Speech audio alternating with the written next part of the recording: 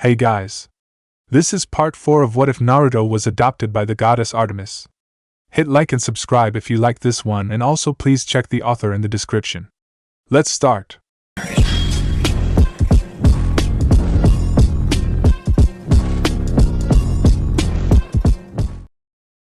Chapter 9: The Burning Island. Leto gazed over the window overlooking the ocean. She had just sent Naruto on his way with her power. Just then, thunder rumbled around her. Why? Am I bound by the laws that you gods have to follow? Leto said aloud. Thunder boomed even louder. Yeah. She waved the thunder off. It's bad enough I have to stay in exile all by myself. More thunder came. Oh, put a sock in it, Zeus. I don't have to follow your stupid rules. I am free to do anything I want. Leto's argument with the thunderclap continued. The god of the sky stopped. Maybe Poseidon had made him see sense. Yeah, like that could happen. Or maybe Hera had found out who Zeus was trying to send the message to. Either way, Leto was left alone by herself in her usual peace and quiet. Leto sighed. Gods. She returned her gaze back to the ocean. Be careful, my boy. Spa and resort. Naruto's perception of spas and resorts was a relaxing time away from all the stress and worry, even just for a little while. He should know, he himself, loved going to places like this. Though, right in front of him was pure and utter chaos. All around them, the docks and buildings were on fire. Pirates were chasing ladies around and pillaging any loot they can get their hands on. To add to that, Naruto could sense traces of Naruto and Annabeth on this island. A tick mark was forming on Naruto's forehead. I have a good guess on who caused this mayhem, Naruto said aloud. He raised his arms to form a cross in front of his chest with his fingers. Kage Bunshin no Jutsu! He yelled. Poofs of smoke appeared right behind him. Another round of clones came to existence. Spread out and take care of this stupid pirates, Naruto ordered. Hi! The clones answered, and everyone, including the original, headed out. The original made his way through the chaos which were taken care of by his army of clones. He came across one of the pirates stalking over one of the women like she was his prey. The first thing Naruto noticed about this pirate was the aura of a demigod. No, scrap that. The first thing he noticed was the huge mop of black beard on his face. Let me guess, Blackbeard the pirate. I didn't figure you for a man who takes vacations, Naruto said, stopping the pirate from what he was doing. Yar. The name's Edward, son of Ares. I'm surprised you've heard of me even though I was stuck on this here island, Blackbeard said.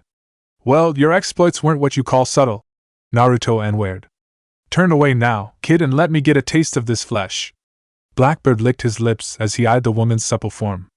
Or else, I'll turn you into chopped lettuce. What? Curse that sorceress. I've been a guinea pig for far too long. Guinea pig? That's a long story, boy. I suggest you turn away, right this instant, and leave me be.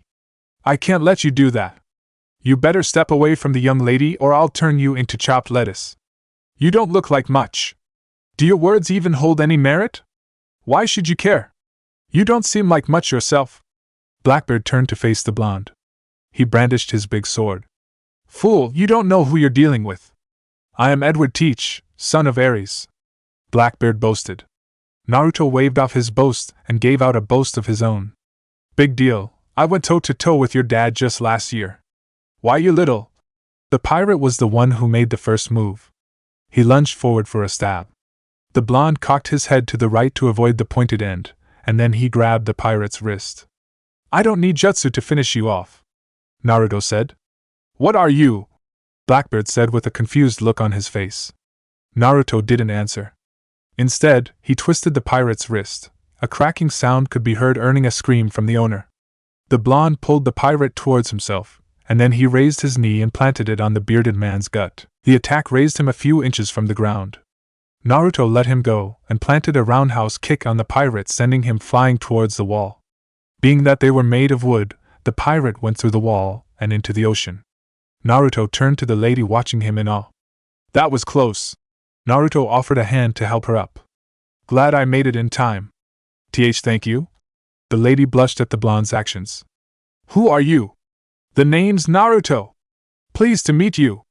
The said blonde introduced himself. The lady's eyes lit up. You're him! You're the son of Artemis, the one from a whole different world. Wait, you know me? Yes. Word of you has spread all around the godly world ever since your victories over the mother of monsters and the god of war last year. Even your victory over the greatest sea monster has reached us here, though it was only recently. My mistress, Circe, was even impressed by you. Gee. Thanks. Wait a minute, did you say Circe? The lady nodded. Yes, I did. As in the immortal daughter of Hecate and the one Odysseus met during his long trip home? The one who turns men into pigs? Naruto looked around. The blonde didn't fancy being turned into a pig right now. He still had a quest to finish and friends to find. The very same. This resort belongs to her, you know, but we don't turn the men into pigs anymore. She leaned over to whisper to the blonde's ear. We would have problems about sewage, and the stench would make it hard to relax. She returned to her position and continued in her normal voice. So, men who across the island are turned into guinea pigs, while the women are given a life of luxury and are bound to this island. So that's what Blackbeard was talking about, Naruto said, and then he raised his finger to his cheek and scratched it. Say, I don't suppose your mistress is here, is she? The lady shook her head. No, she disappeared after the boy and the girl caused that ruckus and released our prisoners. Naruto widened his eyes. Is the boy black-haired and has sea green eyes, and the girl blonde with gray eyes? I didn't really see the boy. He was already turned into a guinea pig by then. But I did see the girl and she was exactly how you described. I knew it. Are they friends of yours? I'm sorry my friends caused this. You and the other girls call this place your home and they wrecked it. Tears began falling from the girl's eyes. We have to find a new place to live in now. Naruto patted her on the head. There, everything will be alright. My clones are rounding up all the survivors on the island. Really? Of course. The girl wiped the tears from her eyes and jumped the blonde, wrapping him in a hug. Naruto was surprised at first, but he returned the hug and stroked the girl's head. Why do I get the feeling like someone would get jealous about this? Naruto thought to himself. You know, for a girl who lived in an island where boys are turned into guinea pigs, you certainly do not mind giving a hug to one. The girl's eyes realized this and quickly unwrapped Naruto, revealing a tomato-red face.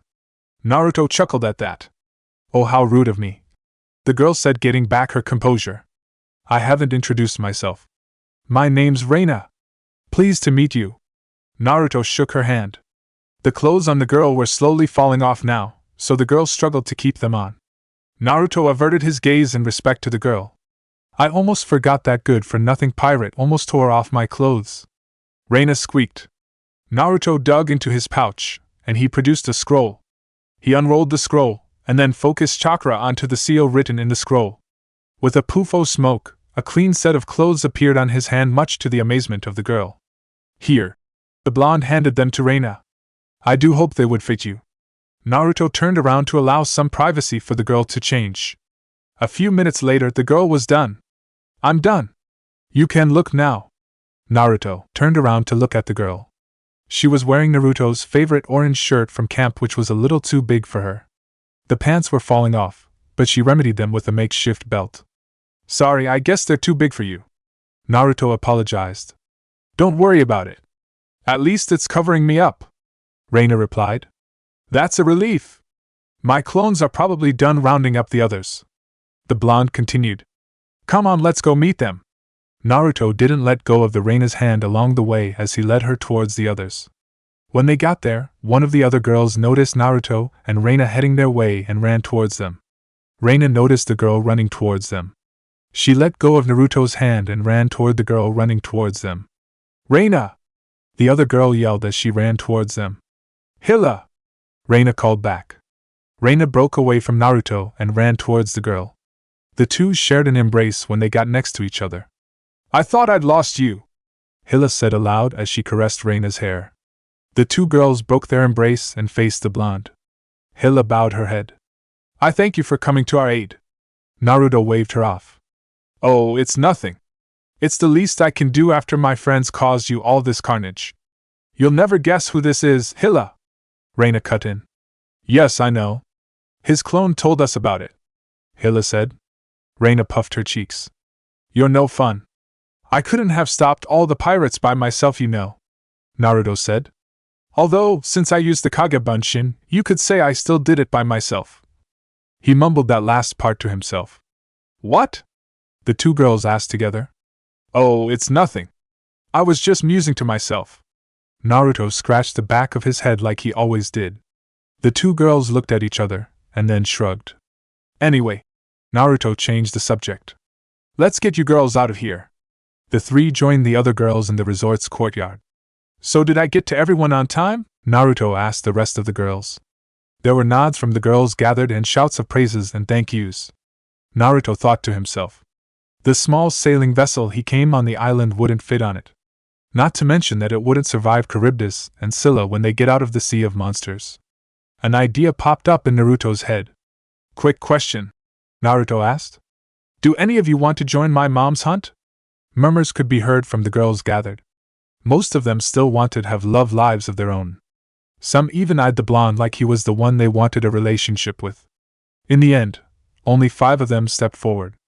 I know it's not my place to invite you to join, but once you get to my mother's camp, you can tell her your intentions, Naruto explained. So, just give me a sec to call out for my mother.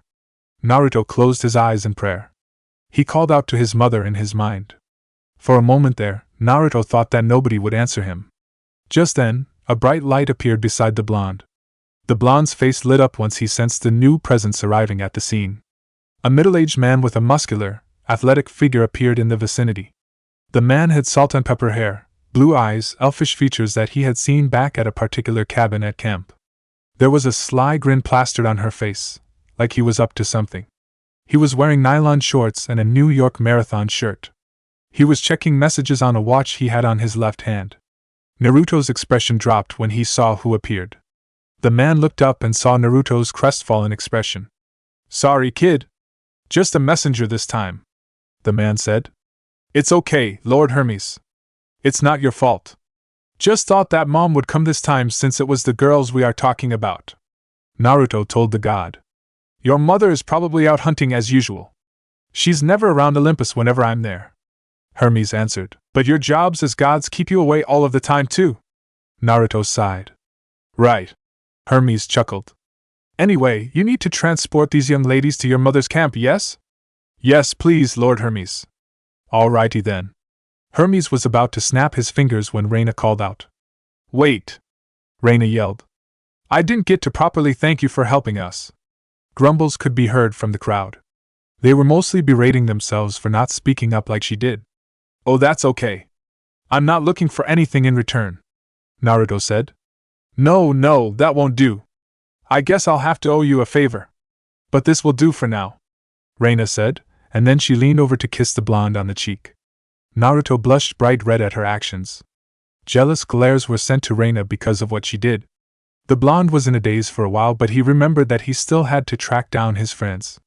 Say, I don't suppose you saw where the 2 dunderheads went, did you? Naruto asked. Oh, your friends? No, sorry, Reina answered. Oh, you mean the 2 who caused this whole mess? A random girl asked from the crowd. Yes, why don't I come with you and show you where they went? The girl said seductively. Oh no you don't, Kinsey. The other girls pulled her back. You can just point at the direction they went. It's bad enough that Reina got to make a move on him, another girl said. PFT fine, Kinsey said. They were headed over in that direction. They took the Queen N's revenge, I think. Thank you for that, Naruto said. Okay, that's enough, lover boy, Hermes said.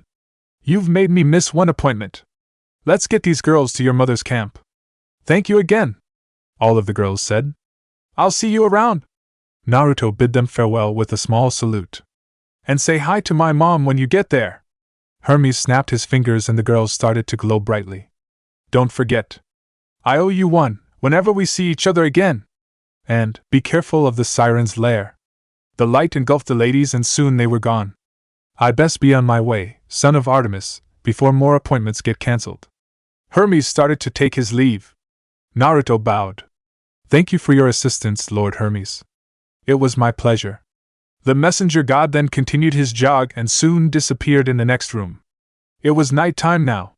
The stars were visible in the night sky now that they were far away from what you call modern civilization. Although he was still bummed that he didn't see his mom when the ladies at the resort needed some transport, so he wasn't in the mood to look for constellations. The moonlight glowed brightly as he sailed through the waters of the Sea of Monsters, like a silent apology from the moon goddess for not seeing her son at this moment. The original kept watch for any sign of his friend even at night. He traveled the same direction that Kinsey had seen her friends head towards. In the darkness of the night, the flames from what Naruto assumed was a forge could be seen lighting up the night even from a considerable distance. If that is what I think it is, Annabeth would avoid that one, but at what direction? Naruto said to no one in particular. How about we try this way? One of his clones suggested, pointing away from the forge. Sure, why no? Naruto said, but let out a huge yawn. You must be tired. Another one of the clones said. Yeah, you've got us to count on, Databeo.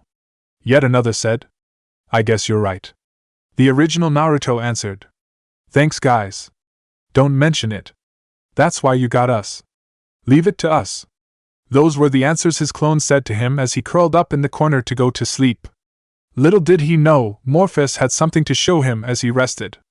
Dreamscape, when Naruto came to, he was in yet another room that he didn't recognize. It was a stateroom that seemed to be aboard some kind of ship. He could feel the vessel slowly sailing through ocean waters. Geez, what is with me waking up in rooms I never seen before?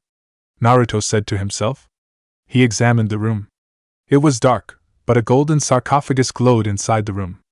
In the wall behind it, the wall was painted purple and a fairly large golden triangle was plastered in the middle. Suddenly, cold laughter could be heard coming from miles below. The ship echoed through the whole room. Join me, son of Artemis. Help me overthrow the gods and I will give you redemption for the quest you failed back in your home world. Naruto knew full well who was coaxing him. He was about to answer, but wind swirled around him and a new familiar voice called out behind him. Naruto! Over here!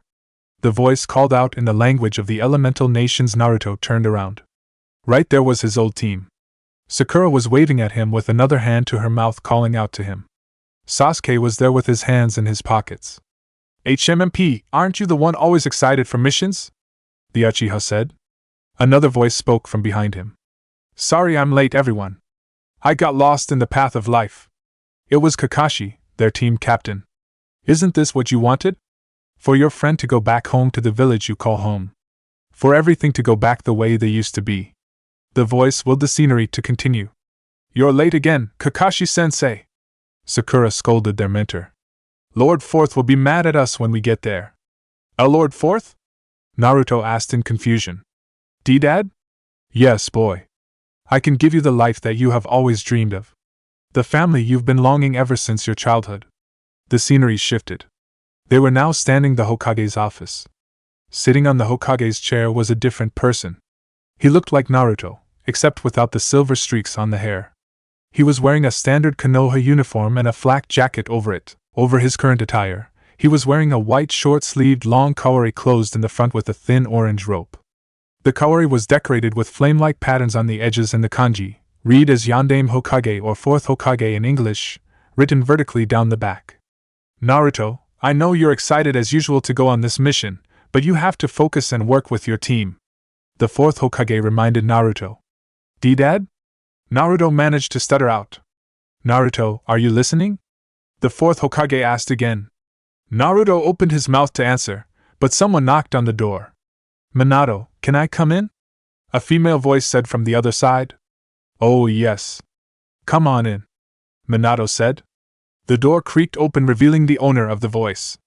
The voice came from a slender, fair woman with fiery red hair that reached up to her waist. She wore a high-collared, sleeveless blouse under a long, green, loose-fitting dress with a wristband on her left wrist and standard shinobi sandals on her feet. She carried 2 bento lunches wrapped in a handkerchief. Mom. Naruto managed to blurt out. Oh, Kushina. What brings you here? Minato asked. The others in the room, save for Naruto, bowed to the newcomer and said, Kushina-sama. You two were so eager to get out of the house that you forgot your lunches. Kushina explained. It was a good thing I was able to catch up with you, Naruto. Minato scratched the back of his head just like Naruto does. All right, thank you. The creepy voice willed the scene to pause at this moment. The life you never had the chance to live. I can give it you if you join me. Help me destroy the gods. Naruto walked up to the image of his friends and family. Naruto, it's time to wake up. Another voice spoke to Naruto's ear. It was calming and comforting. Way different from the creepy voice that was coaxing him to join his side. End of dream. Naruto bolted upright. It was morning already. The boat was now empty. All his clothes were gone. There was something stuck to his ears somehow that obstructed his hearing. Naruto looked around. A few miles away, he saw something that looked like a pirate ship. That must be Blackbeard's ship, Naruto said to himself. He steered his boat towards the pirate ship. His eyes never left the Queen Anne's Revenge as his own vessel drew closer. What he saw next made him understand why his hearing was obstructed. A girl jumped from the pirate ship. No doubt it was Annabeth. She was swimming towards a misty island surrounded by jagged rocks and debris of sunken ships.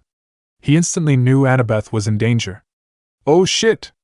Naruto blurted out as he jumped overboard and ran towards his friend. Chapter 10: The Island of the Sirens. It was another day in the camp of the hunters of Artemis. The huntress returned to her camp dejected after Zeus had forbidden her to go and give aid to her son. She didn't say a word when she returned home from Olympus. Instead, she just entered her tent to gather some supplies, then went out to hunt. Artemis routinely checked for news regarding her son's fate. No word has arrived ever since she came back from Olympus. It was then, at around sundown, while she was in the middle of her hunt, that the confirmation of her son's survival arrived. It came in the form of a prayer. She heard it loud and clear. It was the distinct voice of her son calling out to her for assistance. "Mom, I need some help transporting these ladies I found back to the mainland." Her son's voice spoke in her mind. "Also, I believe I have some new recruits for you, Mom." She was thrilled to learn of this, but she also felt annoyed that she cannot leave her duties unattended. So, she called for the god's messenger and asked him a favor. She asked him to go in her stead. A few minutes later, she felt foreign energy coming from the direction of their camp. Hermes must have already finished picking them up. She noticed that there was something different about this group. Her form flickered for a moment. Her silver tunic changed into silver camouflage clothing, and her face became more serious and regal. The two hunters she brought with her on the trip noticed this, so they rushed to her side. "Are you okay, milady?" they both asked.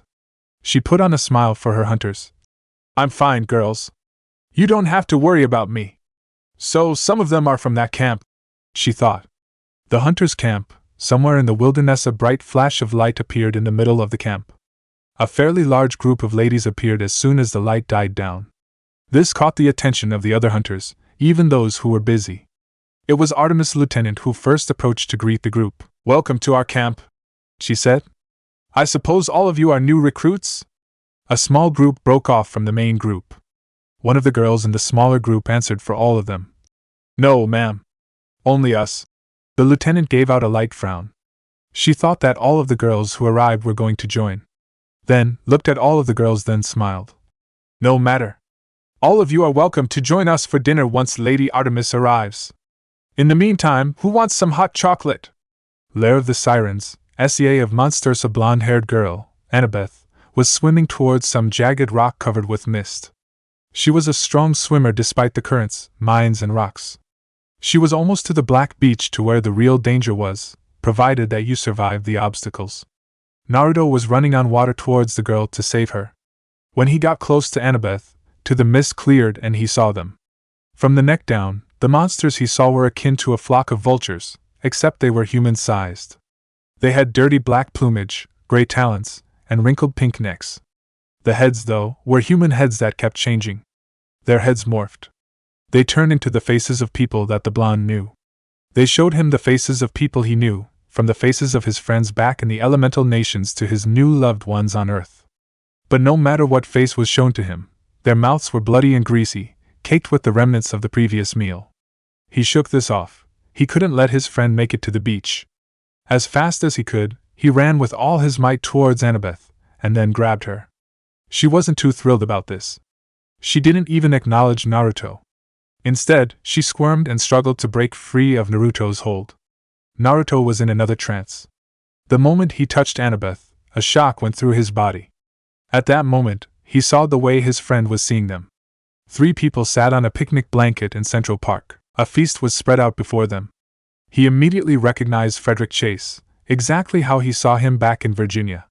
He was holding hands with a beautiful woman who looked a lot like Annabeth. She was dressed casually, in blue jeans and a denim shirt and hiking boots. Naruto knew she wasn't human because she radiated power. I knew that I was looking at the goddess Athena. Next to them sat a young man. There was no mistaking it. Naruto would recognize that face anywhere. It was Luke. The whole scene glowed in a warm, buttery light. The three of them were talking and laughing, and when they saw Annabeth, their faces lit up with delight. Athena and Frederick held out their arms inviting the girl to come to them. Luke grinned and gestured for Annabeth to sit next to him, as if he'd never betrayed her, as if he were still her friend. Behind the trees of Central Park, a city skyline rose. Naruto was breathtaking even more than when he first came into this world. He was amazed at what he had seen. The buildings were rebuilt into dazzling white marble, bigger and grander than ever, with golden windows and rooftop gardens. It was like they were modeled after Olympus itself. Naruto could make a guess at who designed the place. It was better than New York. Better than even Mount Olympus. It was Annabeth's dream. She had done everything that she had wanted to do, and everything she wanted to happen happened. The shinobi was brought out of his vision by a punch in the face from the daughter of Athena. Apparently, the vision had disrupted Naruto's chakra flow, so even he was now partially submerged underwater. Coincidentally, the punch in the face startled Naruto, making her let go of his friend. Annabeth was already on the beach. The sirens were licking their lips ready for another meal, but Naruto, being a party pooper for the monsters, scrambled to grab his friend again and save her from being another meal for them. After that, he dove underwater with Annabeth in his clutches, the place he knew the song wouldn't reach. They made it to about 10 feet underwater. Their feet were touching the ocean floor. For a moment, Annabeth was confused. Her eyes widened when she saw who was with her. It was Naruto. She punched Naruto as best as she can underwater. Naruto didn't complain. He knew it was his fault. Annabeth quickly wrapped Naruto in a hug. They stayed like that for a few seconds. But their problems weren't over yet. Annabeth was now running out of air. Unlike Naruto, she wasn't able to ready herself for the deep dive. Naruto noticed this. So, while still wrapped in the embrace, Naruto shot out of the water with Annabeth in his clutches. As soon as they left the water, Annabeth was once again in a trance. Naruto held her tightly so he wouldn't let go anymore. They both landed on the Queen Anne's Revenge. A dazed Percy was lying on the deck of the ship looking at the clouds. But he wasn't dazed because of the siren's song. It seemed like he was in deep thought. Naruto and Annabeth's arrival startled him. He sat up to see who the newcomers were. Naruto yelled, "Go!" Percy was able to read his lips, thank the gods, so he willed the ropes of the ship to hoist the sails and the currents of the ocean to steer the ship away from the island. Naruto held on to Annabeth. She was coughing and squirming as they made their way away from the siren's lair. They sailed until the island was out of sight. Eventually, Annabeth calmed down. Naruto took that moment to remove the foreign substance that was stuck to his ears. Percy decided to do the same. "I gotta thank my clones for this later," Naruto thought. Naruto faced Annabeth. "So, what's this about swimming to the island of the sirens?" he asked. "You were awfully close from being eaten." "I'm sorry, I just wanted to hear their song. It was supposed to make you wiser," she explained. She glared at Percy. "Besides, I trusted Percy to guard me. Turns out he didn't take away my knife. How was I supposed to know that you were going to cut yourself free?" Percy explained himself. "I mean, I tied you up really tight." "That's enough." Naruto stopped their argument. "That was stupid for both of you." Annabeth stood up and punched Naruto on the shoulder.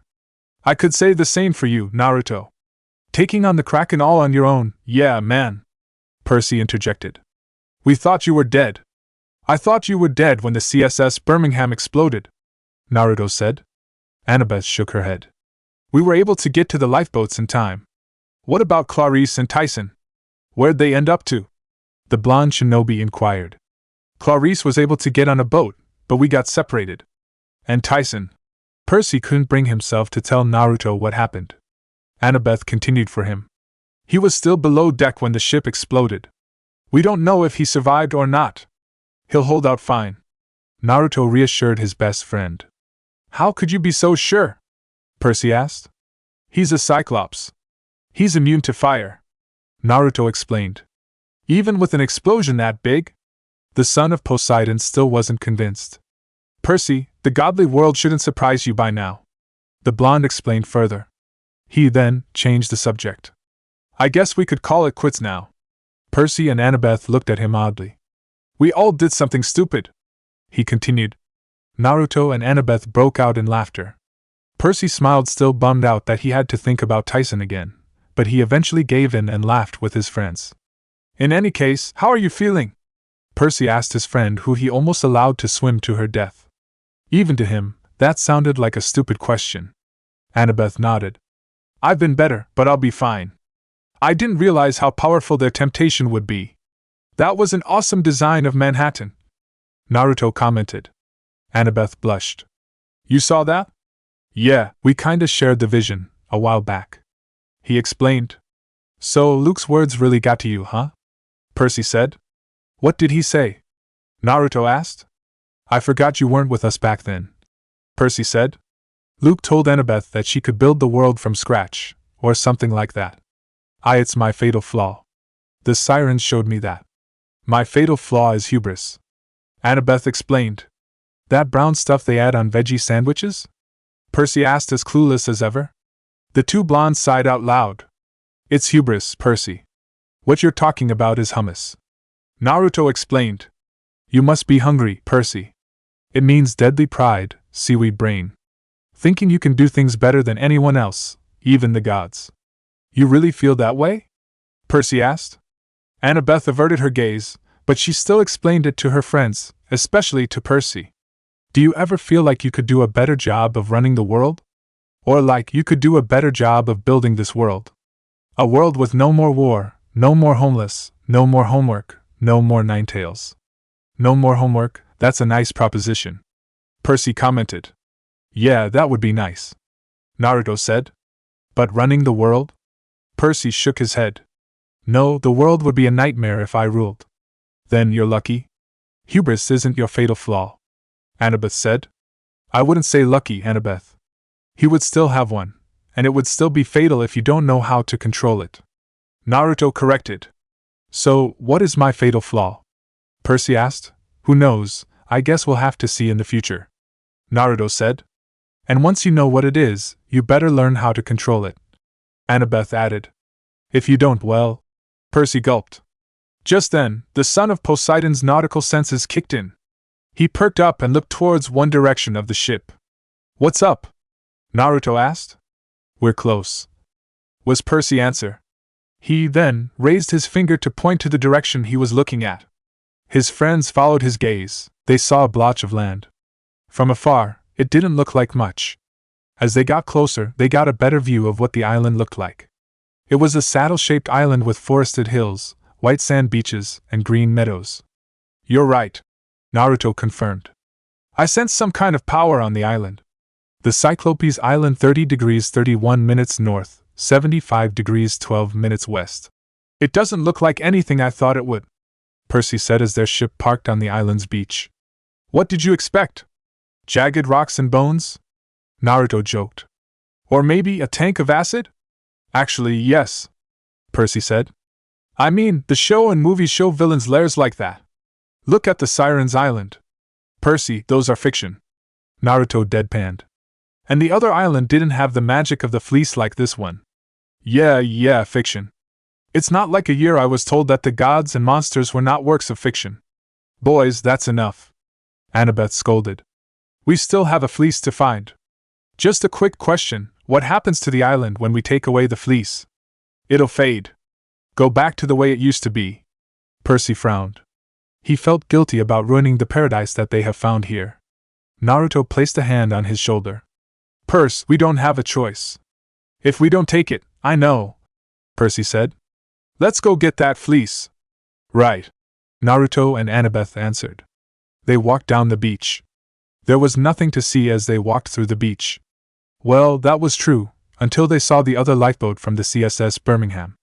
Hey Percy, Annabeth said. Isn't this, it can't be, Percy answered. It must be Clarice's boat, but how did she get here on her own? Annabeth said. Let's keep looking, Naruto decided. We're bound to find them somewhere on the island. They kept walking. They made it into a meadow at the base of the island's ravine. There were several dozen sheep milling around and grazing around the grass. There was a path that led up a hill and to a massive oak tree, the same one that was shown to Naruto and Percy in their dreams. There was something gold glistening hanging from one of the tree's branches. This easier than I thought, Percy said. Come on. We can just go up there and take it. One would think that walking up to their prize would be a walk in the park like what our favorite son of Poseidon was thinking. What harm could the sheep cause our heroes? Well, that is in normal circumstances. Wait! Naruto warned his friend. Just as the shinobi uttered his warning, a deer emerged from the bushes. This animal was probably looking for some grass to eat. If you could read the deer's mind, you would see its life flash before its eyes as the sheep rushed the poor animal. Grass and tufts of fur flew into the air. A second later, the sheep all moved back to their peaceful wandering. Where the deer was recently standing now lay a pile of clean white bone. So, there goes that idea, Percy said. They're like piranhas, Annabeth commented. Woolly piranhas, Naruto corrected. What are we gonna do now? Percy complained. I could sneak up the path with my cap, Annabeth suggested. They probably have a strong scent smell. Naruto shot down her idea. They'd probably sniff you out even though you're invisible. Besides, we still have to find Grover, Percy added. You're right, Annabeth relented. But how will we get to Grover? Remember those cliffs we saw back there? Percy suggested. Percy, you can barely climb the lava wall, Naruto teased. Shut up, Naruto, Percy scolded his friend. It's not like we have much of a choice. He's right, Naruto, Annabeth sided with Percy. For once, the blonde shinobi cut in. Annabeth and Percy glared at the blonde. Naruto raised his hands and gave in. Sorry. I'll stop now. Anyway, might I suggest that we attack this plan at two fronts? What do you mean? Percy asked. One party will go and save Grover, while another party will go get the fleece, Naruto suggested. But how? We can't get past the sheep, Percy asked. Yeah, and we need all the help we can get when we go and save Grover, Annabeth added. I'll find my way, and remember I have this. Naruto created a clone with his signature jutsu. Besides, this jutsu was created for infiltration and recon, both Naruto said. Well, there's no harm in trying, Percy shrugged. That is actually a good idea. Are you sure you're not related to Athena? Annabeth asked. Naruto shrugged. I don't know. I bet that's his answer if I ask him if he's related to Hermes too, Annabeth thought. What are we waiting for, then? Naruto said. Let's go! Cliff's side of the island. Percy and Annabeth groaned as they strained from the effort of trying to climb the cliffside. Naruto effortlessly climbed up with his chakra control. Show off! Percy groaned as he saw Naruto get past them, while he and Annabeth were still struggling to climb the wall. It had only been a few minutes since Naruto had sent his clone to retrieve the fleece from the other side of the hill, and Percy is regretting his decision of pointing out the cliff side to climb. Seeing Naruto climb up with ease didn't help him at all. For a scary moment, Annabeth's right hand grabbed onto a slippery rock covered in moss which caused her to slip. Fortunately, Percy's face acted as a foothold. Sorry, Annabeth said. Sakai. Percy managed to say even though Annabeth's sneaker was planted on his face. Their problems didn't end there. The ledge her left hand was holding onto broke. She felt weightless as she felt herself peeling from the cliffside. Just like any character in movies when they are close to death, her brief life flashed before her eyes. Her mind went black as she fell to the pointed rocks down below. Only a shrill scream escaped her lips. Percy couldn't help her since he too might fall if he tried. Naruto! Percy called out to his friend. The blonde shinobi was way ahead of him. When he heard Annabeth's screams, he looked back to see her falling. He immediately created a clone to slingshot himself back down to the water. He landed on the water's surface with the chakra automatically on the soles of his feet. He scaled the rocks the same way he scaled the cliff, and snatched Annabeth in the air as she fell. That was close, Naruto said. You okay? Annabeth opened her eyes. She saw Naruto carrying her bridal style. Their current position didn't matter to the daughter of Athena right now. She didn't even feel flustered at all. What mattered the most right now was that Naruto saved her. And Naruto, Annabeth managed. Thank you, no problem. You know, I always got your backs. Their faces were awfully close. They both could the heat coming from each other's skin. They were staring into each other's eyes for a moment, when, nice catch, Naruto. Percy brought them back to reality. But could I have a little help here too? The clone Naruto created earlier walked down to Percy. I'm not carrying you the way my original is carrying Annabeth. Yeah, sure, whatever. Percy said. Could you hurry up, please? My arms are burning. Okay, I got you. The Naruto clone picked him up and firemen carried him up to the top of the cliff. The original Naruto and Annabeth back down the bottom heard all this happen and were laughing at his expense. After a round of laughter, Annabeth said, We better join him up there. Yeah. Naruto answered, still getting the laughs out of his system. Annabeth gripped Naruto tighter and snuggled into the shinobi's arms. Don't ever go fighting things alone again. Annabeth whispered. I know, Annie, but the Kraken got nothing on me back there. Naruto answered. I'm serious here, Naruto. Annabeth continued. I thought your sensei taught you about teamwork. Yeah, you're right. He relented. We take the monsters on together next time. A minute later, Naruto made it up the cliff. They saw Percy lying on the ground resting from the climb before the clone helped him. Now I regret ever suggesting that, Percy said as he sensed his friends make it up the cliff. Told you so, Naruto said. You don't have to. Percy was about to retort, but a voice bellowed from inside the cave that was behind them. It was followed by a barking that echoed through the cave. Gah! Chapter 11, Showdown at Polyphemus Island Part 1. The demigods climbing the cliff up to the cave on top froze as soon as they heard the monster's bellow from inside the cave. It was coming from right below them. You're a feisty one, the monstrous voice continued. Fight me, you disfigured blob, a familiar voice challenged.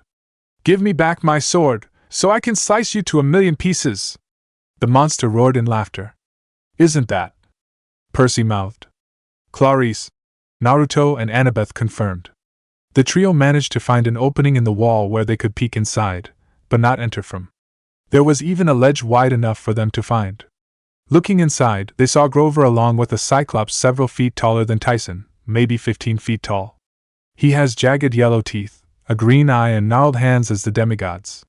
He was wearing a baby blue wedding tuxedo and kilt. This is Polyphemus, resident of the island and guardian of the fleece, also soon to be husband of Grover if his friends don't hurry up and save him. I've been wanting to say this, but Grover doesn't suit that dress at all, Naruto commented, earning giggles from his two friends. Do you sense Tyson anywhere? Percy asked. Sorry, Perce, he's just not here, Naruto answered. Then Polyphemus pondered aloud.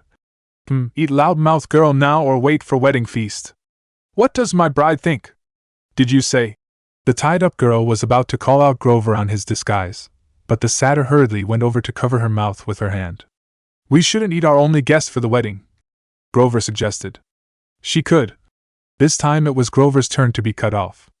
As he was talking, Clarice bit his hand with a solid crunch. Ouch! Grover screamed in pain. He pulled away his hand and nursed it. Clarice took this time the satyr out. That's not your bride, you giant idiot! That's a satyr! That idiot! Annabeth said as quietly as she could. She has to stop? Percy stood up. Luckily, Naruto held him back down. Let me go, Naruto! I'll wring her neck! No, Percy! Naruto reasoned. Not when we have the element of surprise. Back inside, the Cyclops was considering Clarice's words. What satyr? Where? You brought a satyr, loud-mouthed girl? That one, you buffoon, the one in the wedding dress. The demigods outside could only watch in horror as Polyphemus ripped off Grover's wedding veil, revealing his curly hair, his scruffy adolescent beard, his tiny horns. The giant Cyclops breathed in sharply as he tried to contain his anger. I don't see very well, he growled. Not since many years ago, when the other hero stabbed me in the eye. But you're lady, Cyclopes. There was force on each of his words when he couldn't hold in his anger anymore. Polyphemus grabbed Grover's dress and tore it away. Underneath, the old Grover reappeared in his jeans and t-shirt. He yelped and ducked as the monster swiped over his head. Percy was about to make another move when he heard Grover think fast on his feet. Stop, Grover pleaded. Don't eat me raw. I have a good recipe. That smart little goat. Percy muttered. Oh, why, yes. You don't want to eat me raw. You'll get E. coli and botulism and all sorts of horrible things. I'll taste much better grilled over a slow fire. With mango chutney. You could go get some mangoes right now, down there in the woods. I'll just wait here. Grover closed his eyes, awaiting the inevitable. It was worth a try to sell this point to the Cyclops. He didn't know if it would work.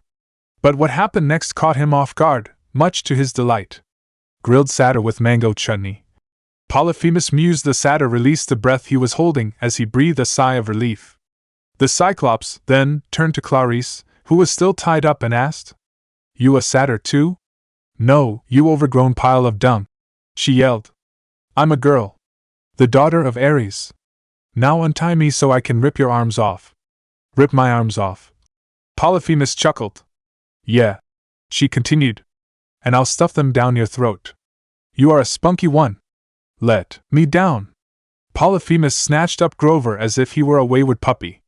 Have to graze sheep now. Wedding postponed until tonight. Then we'll eat satyr for the main course. But, you're still getting married? Grover sounded hurt. Who's the bride? Polyphemus looked toward the boiling pot. Clarice made a strangled sound. Oh no! You can't be serious. I'm not. The trio who were eavesdropping outside couldn't hold on their laughter as they put two and two together on who was going to be the new bride. Their rounds of laughter caused them their chance to get in the cave. When they realized, Polyphemus was already rolling the boulder to the cave opening as easily, just like he was closing a refrigerator door. Damn it, Naruto complained. We were too busy laughing. They tried to push the stone as hard as they could. They even tried to send a signal to their friends, but there was no indication that the two inside was able to hear them. Just then, footsteps could be heard that came from no one in particular. Naruto wasn't surprised when he heard them. Took you long enough, Naruto said aloud. You're one to talk. A disembodied voice answered. The owner of the voice revealed himself. In the three's midst was the clone they sent on the retrieval mission had finally came back. When his camouflage was completely gone, he continued. You haven't even saved Grover yet. There's a boulder on the way. Annabeth explained. Percy noticed something odd on the clone. Something was different about his appearance. He was about to comment on it when the Cyclops' bellow was heard throughout the island. Gah! He said. Where did the fleece go? The monster was lumbering around the island looking through every nook and cranny for the fleece. He even lifted some rock to check under them. That was fast, Percy said. I didn't think he would notice it right off the bat. Well, it is gold and glistening, Naruto said. You would notice it if it is gone. The ground shook. Polyphemus was headed their way to look for the fleece in the cave. What do we do? Percy asked his friends. I know, Annabeth said. She reached in her back pocket, producing her New York Yankees baseball cap. That's brilliant, Naruto praised. I don't get it, Percy said. There's no time, Percy. He's almost here, Naruto said. Let's go. Percy and Naruto scrambled to hang over the cliffside. Annabeth put on her baseball cap, and she vanished into thin air. When Polyphemus was close, she started her scheme. Long time no see, ugly, Annabeth started. Who said that? Polyphemus stiffened. Nobody, Annabeth answered. The Cyclops' face turned red with rage. He forgot his earlier problem. Nobody, Polyphemus yelled back. I remember you. You're too stupid to remember anybody, Annabeth taunted. Much less nobody. Polyphemus bellowed furiously. He grabbed the nearest boulder, which happened to be his front door, and threw it toward the sound of Annabeth's voice. Apparently, he thought nobody's voice was over the cliff. The boulder flew over the edge of the cliff. The demigods even heard the splash when it hit the water's surface. Annabeth immediately continued to taunt him. That's the wrong direction, idiot. Hasn't your eye healed yet? Polyphemus howled.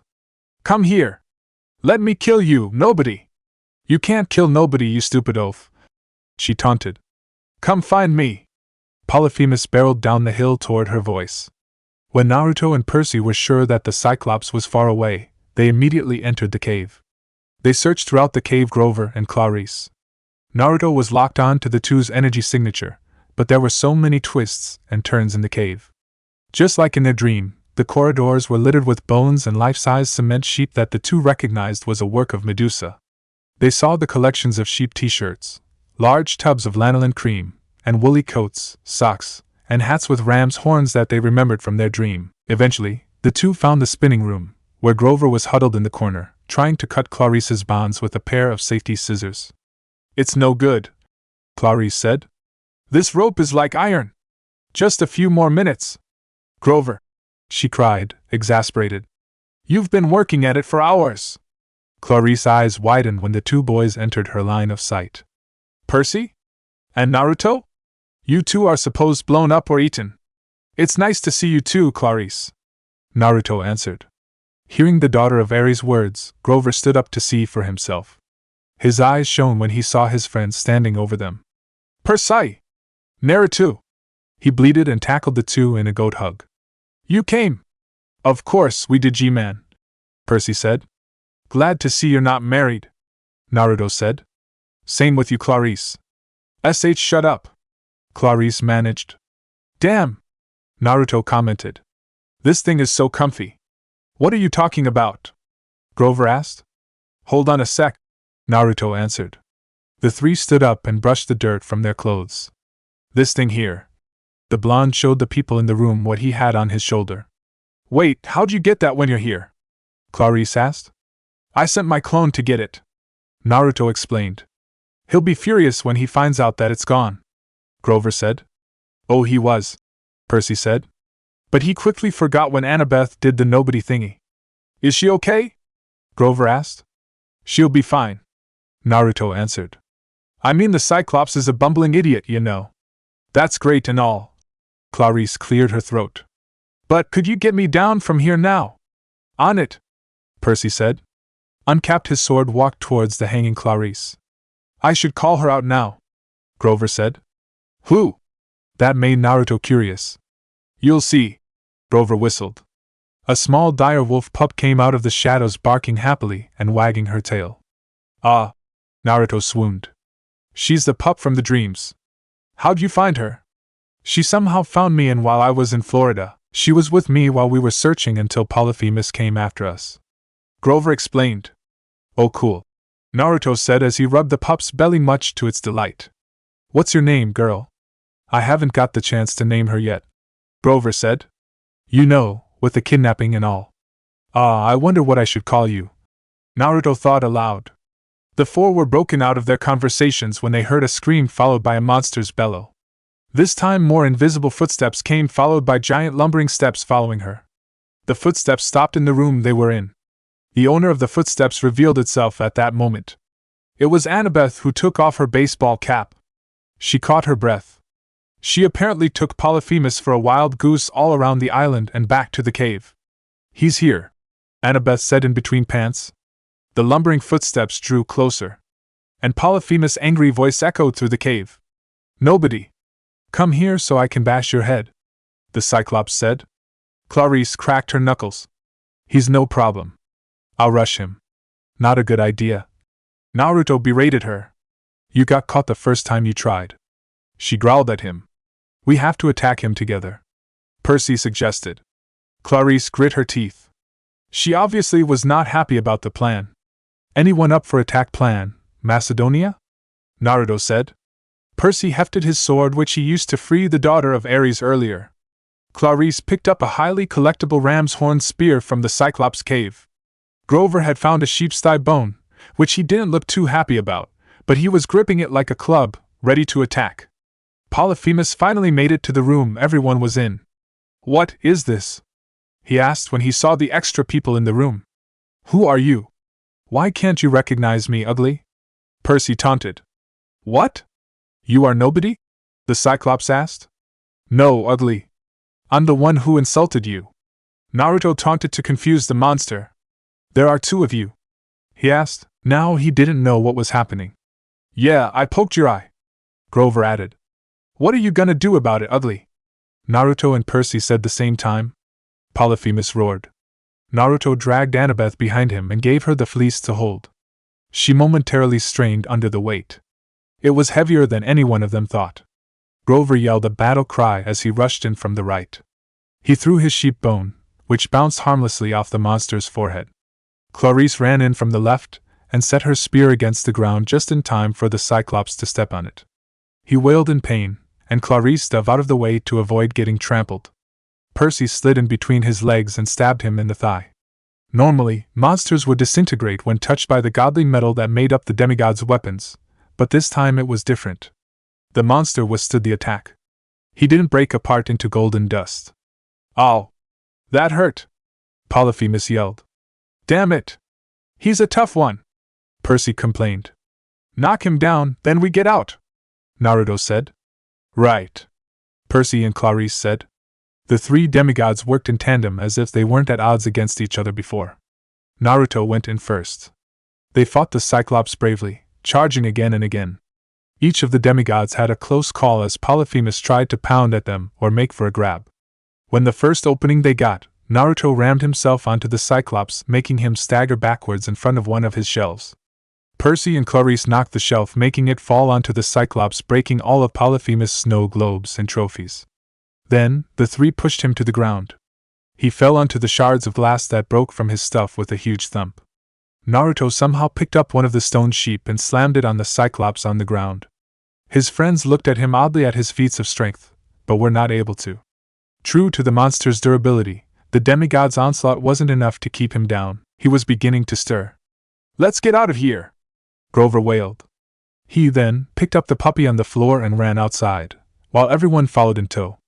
All of them made it out of the cave. The sun blinded Grover and Clarice for a moment, being in the cave for a prolonged period of time. They took a look around. The effects of the fleece's removal were already starting to show. The grass was starting to wilt, and the leaves of the trees started to turn brown. "Where do we go?" Percy asked. The others didn't know what to answer as well. In front of them, past the bridge, there were man-eating sheep waiting for next piece of flesh that would waltz into their clearing. On the other hand, the Polyphemus was already on his feet and was walking out of the fortunately for them. "I have an idea," Percy said, and he ran to the bridge. "Where are you going?" Clarice asked. "Yeah. Did you forget that the woolly piranhas are over there?" Annabeth added. "Trust me," he yelled back. Polyphemus' giant footsteps were now getting louder from inside the cave. Grover ran after Percy in fear. "Guys, the man-eating sheep look awfully better than Mr. Ugly in the cave," Naruto said. "Damn it!" "All right." The girls relented. The remaining three tore down the hill to join Percy standing at the bridge's opening. Polyphemus made it out of the cave and saw the demigods. "You!" Polyphemus yelled in rage. "You steal my wifey and my food!" "We're not married yet, stupid!" Clarice yelled back. "And you're not going to eat me!" "Never!" Grover added. "Gah! I will grind you into sheep chow!" Polyphemus yelled and bounded towards them. Percy ran across the bridge. His friends followed his lead and ran across with him. Annabeth was able to keep up with the others despite her added load due to her training with the ankle weights. As soon as Percy made it to the other side, he started to saw on the bridge ropes with his blade. They were surprisingly tough. It was probably because it was made from the island's produce. When the others finally crossed, they joined in on the duty. They were only halfway done when the bridge started to shake. Polyphemus was already here. "Damn! That fatso runs fast!" Naruto complained aloud. "I am not fat!" Polyphemus yelled. "Yeah, keep telling yourself that!" Percy retorted as he raised his sword and made a wild slash on the remaining ropes as hard as he could.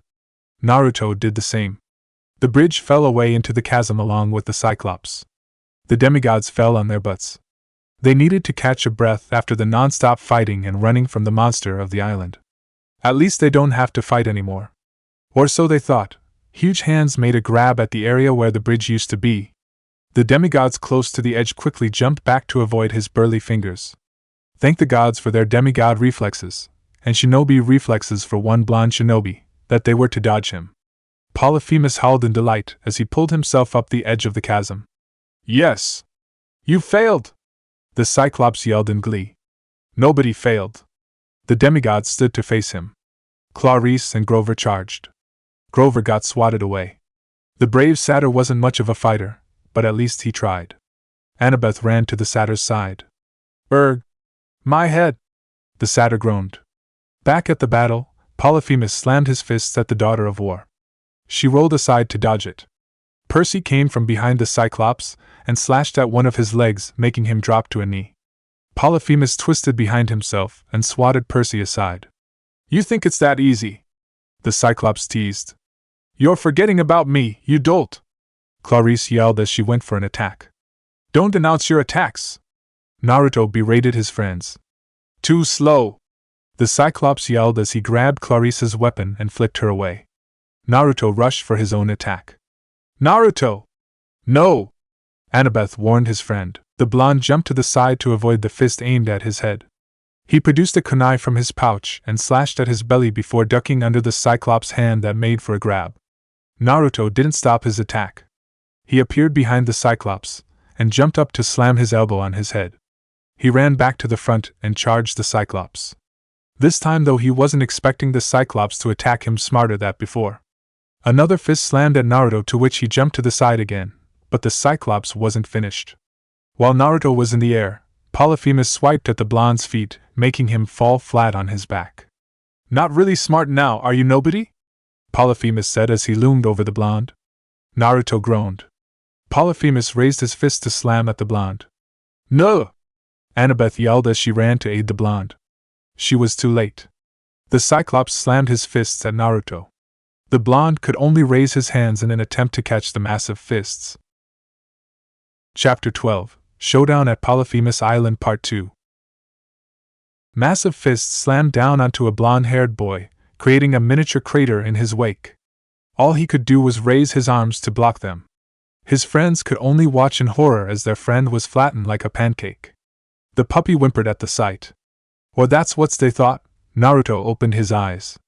He wasn't crushed by the blow Polyphemus had given him. In fact, his arms were holding the Cyclops' fists at bay. Horror turned into confusion and then to amusement at what they saw. Everyone went wide-eyed, even the little guy that was with them, if that was possible. "What? You're not dead?" Polyphemus wondered aloud at why the demigod wasn't crushed. Throughout the whole fight earlier with Polyphemus, the demigods did not notice Naruto's features after he held on to the fleece. But now, they were able to see what had changed. Naruto's eyes had turned toad-like and small warts could be seen at random areas on his face.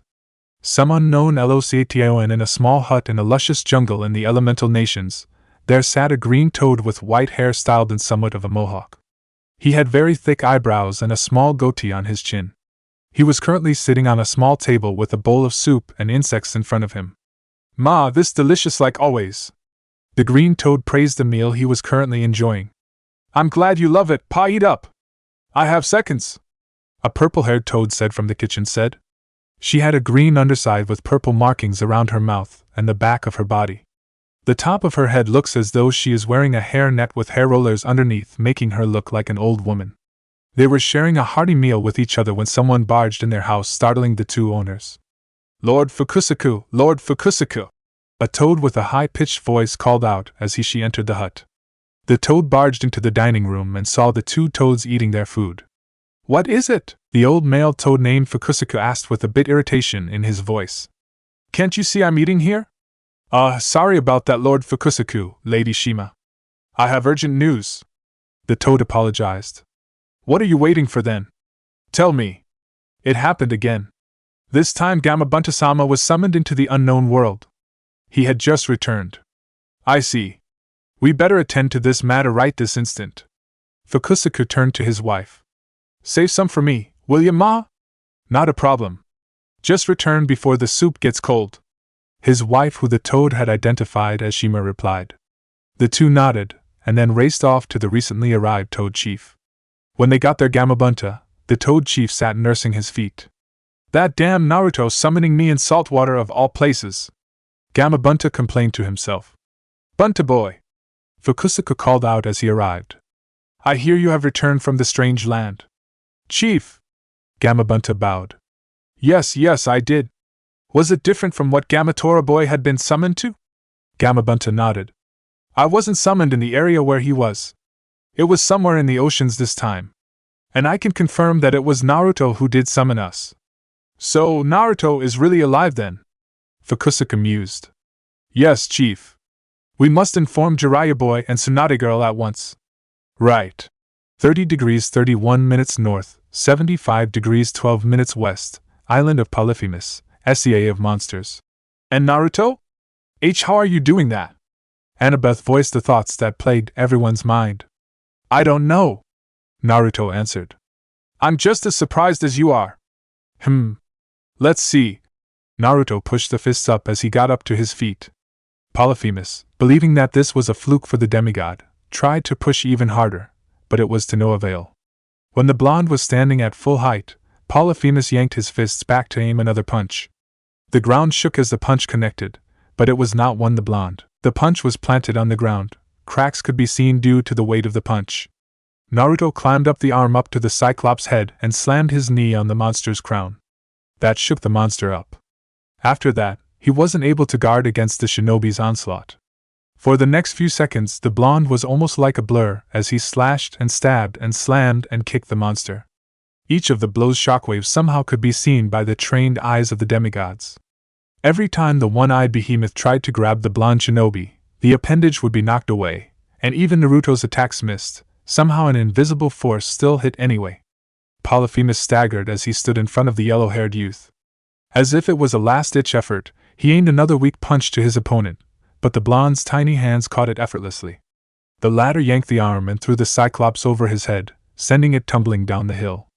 Naruto turned to face his friends who practically had their jaws down at the ground after his show of strength. He beamed his trademark grin and thumb up at them. What are you doing? Clarice yelled. Go finish him before he could get up. The blonde's legs shook, struggling to keep him upright. Then, he fell down on his back. They rushed to his side to check for his condition. Annabeth was the first to arrive, kneeling at his side. Grover followed suit. The puppy even jumped off and licked Naruto's hand. Oh gods! Are you okay? She asked. I am okay, Naruto managed. What was that, man? Percy inquired. Where did all that strength come from? I am not sure. The blonde struggled for an answer. I just felt some energy flow in me, but when it was all gone, I feel so exhausted all of a sudden. You careless idiot! You almost got crushed. Annabeth scolded. Sorry about that. The downed demigod apologized. You better be, she answered as she fed the blonde some nectar and ambrosia. Now that we know you're okay, ninja boy, I'll go finish that monster off. Clarice volunteered, picking up Naruto's own weapon.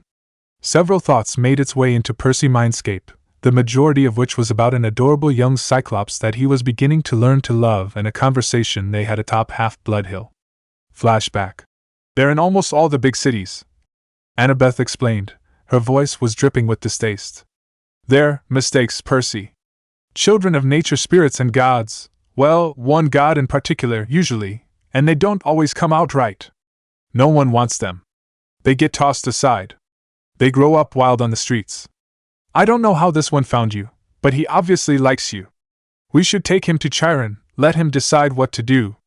He's crafty, I'll give him that, Naruto commented. What? Percy asked. Well, you know about their oath, about not having demigod children? Yeah? He's technically not breaking the oath with Tyson. Yeah, but the fire. How? Annabeth sighed. Haven't you learned anything from Greek mythology, seaweed brain? He's a Cyclops, she said as if was remembering an unpleasant memory. They work the forges of the gods, Perse. They have to be immune to fire. Naruto continued for her, as he comforted the daughter of Athena who was clearly shaken by her memories. End of flashback. Wait! Percy shouted to stop her. He stood up to intercept the daughter of Ares. Clarice loomed over the Cyclops who was now lying on his back, moaning from bleariness at the blows to the head. She raised her makeshift weapon ready to end the monster's time on Earth. Just as the tip of the blade was about to be plunged into the monster's lone eye, Percy grabbed Clarice's arm, stopping the monster's supposed final blow. What are you doing, you idiot? Clarice demanded. Let go of my arm! Please, no! Don't kill me! Polyphemus pleaded from under the camp bully's feet. He was bruised and bloodied at different parts of his body. Tears welled from the monster's lone eye. My sheepies need me. Only trying to protect my sheep. He sounded heartbroken to the Percy that it further softened the heart of the son of Poseidon. After all, he, too, was a son of his father, albeit from another mother. Why do you believe him? Clarice's better judgment clashed against Percy's sympathy. He's a Cyclops. He's one of my brothers too, Percy explained. Are you serious? Let me go or he'll. Little did the arguing demigods know that the opponent at their feet had already recovered. As Percy pulled Clarice off the monster, massive hands moved to grab the two demigods and lifted them off the ground. Look what you did, Percy! Clarice scolded. Ha! Foolish mortals! Polyphemus gloated. Now to eat nobody and marry this feisty girl. Percy and Clarice's faces paled. The two demigods braced themselves for the inevitable. Polyphemus opened his enormous mouth to bite down on the demigod he knew as nobody. But what they were waiting for never happened. Something flew over their head and embedded itself into the Cyclops' maw. A rock the size of a basketball sailed into Polyphemus's throat. It was a novice basketball player's dream, finally being able to hit a shot from beyond the arc. The Cyclops made a grab for his neck as he choked from the unintended hard pill he could swallow. He staggered back as he struggled to spit the rock out of his mouth. He walked back up the hill he rolled down from. Annabeth and Grover were now helping Naruto back up on his feet. The three watched as the Cyclops continued backward and careened over the cliff. Thinking he could fly, he made chicken wing motions that did nothing to help the bumbling oaf fly as he tumbled into the chasm. I thought I heard the two get captured, Grover said. Let's go check it out, Annabeth suggested. The three demigods made their way downhill to check out what had happened. They were surprised by who they had seen standing midway down the hill amidst the flock of killer sheep. Their group was whole again. Line break, Tyson regaled to his friend what had happened to him during the ship's explosion. Apparently, a hippocampus, who he named Rainbow, was responsible for Tyson's safe travels across the sea of monsters. According to Tyson, the hippocampus had been following Percy's group ever since they left the beaches of Long Island, wanting to play with the gentle giant. It was this lovely sea creature who had pulled the young Cyclops out of the burning wreckage of the CSS Birmingham and brought him to safety. Ever since then, they had been searching for them. It was only when Tyson caught a whiff of the nature magic and the sheep when they found the island. Tears welled up in Percy's eyes. He wrapped his brother in a tight hug. The bitterness he felt about his brother completely washed away. Tyson! I am sorry, he apologized. The big guy had a confused look on his face. Why? What did you do? Back at camp, I was ashamed of you being my brother, especially when the others teased me about it, Percy explained. I want you to know that I accept you completely. Tyson grinned. It's okay, brother. I know you didn't mean that. The other demigod smiled. Although, the satyr still couldn't get over his fear of Cyclopes, ever since that incident, that didn't stop him from being touched by the scene. I'm happy for you and all, but we have to go, Clarice said. But our ship is on the other side of the island, stated the son of Poseidon. Oh no, we destroyed the only way back, Grover said. Percy turned to his brother. Tyson, could you get rid of the sheep for a while? The sheep want food, the Cyclops said as the sheep milled around him. I know. They want people food. Just lead them away from the path. Give us time to get to the beach. Then join us there. Tyson looked doubtful, but he whistled. Come, sheepies. People food this way. He jogged off into the meadow, the sheep in pursuit. Let's go. Percy called out to his friends, feeling more confident. The sooner we get to the ship, the sooner we can leave. With Naruto still like this? Annabeth asked Percy. No, it's okay. Naruto insisted. I can do this. I hate to hinder our progress. Wrap the fleece around him again, so he could recover more quickly, Grover suggested. Sorry for being a burden, guys. That just took a whole lot of me than usual. Naruto apologized. It's okay. We got your back, just like you always got ours. Annabeth answered. Thank you, guys. They waded into the surf past the ravine when they heard a tremendous roar. It was their least favorite Cyclops. He was scraped up and bruised and still wearing his stupid baby blue tuxedo, but still very much alive. He was toting boulders in each hand ready to throw. You think he'd run out of rocks? Percy muttered under his breath. Swim for it, Grover yelled. Just a sec, I got this, Naruto yelled. One by one, the blonde shinobi went back and forth as he carried each of the demigods in the quest back into the Queen Anne's revenge. When everyone was back on the ship, Naruto looked back at the guardian of the island. His gaze wasn't fixated on them. He was looking at Tyson. "You young Cyclops," Polyphemus began. "Traitor to your kind." Tyson was jogging on the beach with the killer sheep close behind him.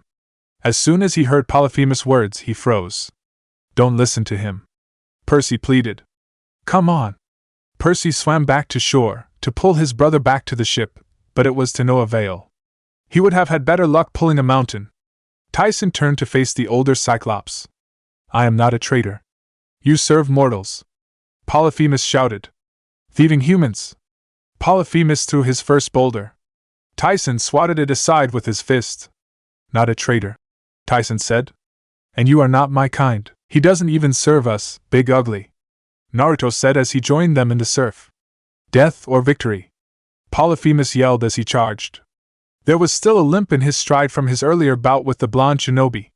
The three braced themselves to fight, but the older Cyclops didn't make it to them. He fell flat on his face as he stepped into the surf. It was a hilarious moment, indeed, if not for the murderous look on his face. "Naruto, take Percy to the ship." Tyson stepped forward. Percy stopped him. "No. He'll kill you.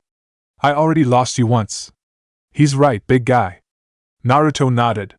"We'll fare better if we do this together." "Right," Tyson said. "Let's make this quick." The demigods drew their weapons. Polyphemus advanced carefully. The limping on his foot only seemed to get worse, but that didn't mean his throwing arm was damaged as well. He picked up the rock he dropped and chucked it at the demigods. Tyson punched forward and broke the boulder to pieces. Percy willed the sea to rise, raising Naruto onto a 20-foot wave. The son of Poseidon made the wave crash into their opponent, blasting him with gallons of water. When the water subsided, he was covered in seaweed and a couple of fish were stuck in his mouth. The Cyclops spat the fish out, but Naruto didn't give him a chance to recover. A chakra-enforced kick sent Big Ugly back a bit, but not without hearing a sickening crunch. Naruto yelled in pain. "Oh shit! My body's not durable anymore." Percy rushed to the blonde's aid and helped him hobble away. Tyson uprooted a tree like it was merely a splinter and repeatedly slammed it onto the island's guardian until he lay on the ground unmoving. "Nice job, Tyson," Percy praised. "Could you help me with Naruto?" Naruto's foot all blue. Tyson commented. "Yeah, I think I broke it with that kick," Naruto said. The three joined the others on the ship. Tyson sat the blonde down on deck and everyone swarmed them. The puppy even jumped off of Grover's arms and licked Naruto's face. "I'm okay, girl," Naruto said. There. That was reckless, you three," Annabeth scolded them. They chuckled nervously. "We did fight him together," Percy reasoned. "And Tyson was awesome in that one," Naruto added. Tyson blushed and chuckled, and everyone laughed with him as their ship sailed away from the saddle-shaped island. Unbeknownst to them, Polyphemus slowly rose back up to his feet. His superior hearing picked up on the group's laughter. Suddenly, a boulder flew over their heads and made a huge splash in front of the boat. The demigods looked over at where the boulder landed and back at the island. One daughter of Ares got overconfident and yelled, "Ha! You missed, you overgrown piece of garbage! Clarice!" "No!"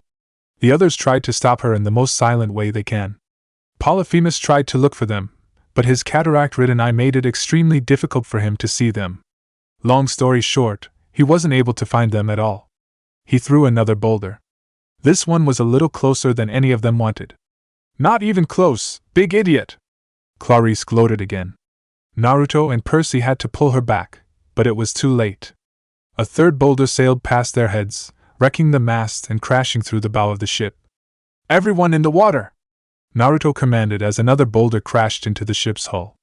The ship was sinking faster than any of them had wanted. Everyone was struggling to stay afloat, especially Naruto, whose foot still hasn't recovered. He was holding on to Annabeth, trying to help her paddle. Clarice was hanging on to the fleece now, and it shimmered like a wave of pennies in the ocean. To make things worse, the ship underwater was trying to pull everyone down as it sank. They were managing to stay afloat despite the piles of timber floating all around them. Even the son of Poseidon with all his powers over the sea wouldn't survive being whacked on the head by a rogue piece of lumber. Still, Percy swam towards them and gathered everyone together. "Nice going there, war girl," Percy scolded. "You made him destroy our only ticket out of here. Now what are we gonna do?" Clarice blushed in embarrassment and looked away. Okay, sorry. I got too cocky and taunted him too much. There. You happy now? Of course not. Why would I? Percy yelled back. Okay, guys. Calm down. I'm sure there's another way we could get back to the mainland. Naruto tried to reason. Naruto's right. If we could just think of another way to get out of here. Annabeth backed him up. Rainbow, Tyson muttered softly. As Tyson said that, an epiphany dawned on Percy. Tyson! You're a genius! What are you talking about? Clarice inquired. Percy closed his eyes and concentrated. Immediately, shapes shimmered in the darkness below, 4 beautiful horses adorned with fish tails, galloping upward faster than dolphins. The fish horses glanced in the demigods' direction and seemed to read their thoughts. Hippocampi! Naruto said in wonder. There may have been weird animals and even talking summoning animals back in his homeworld, but he has never seen anything like this.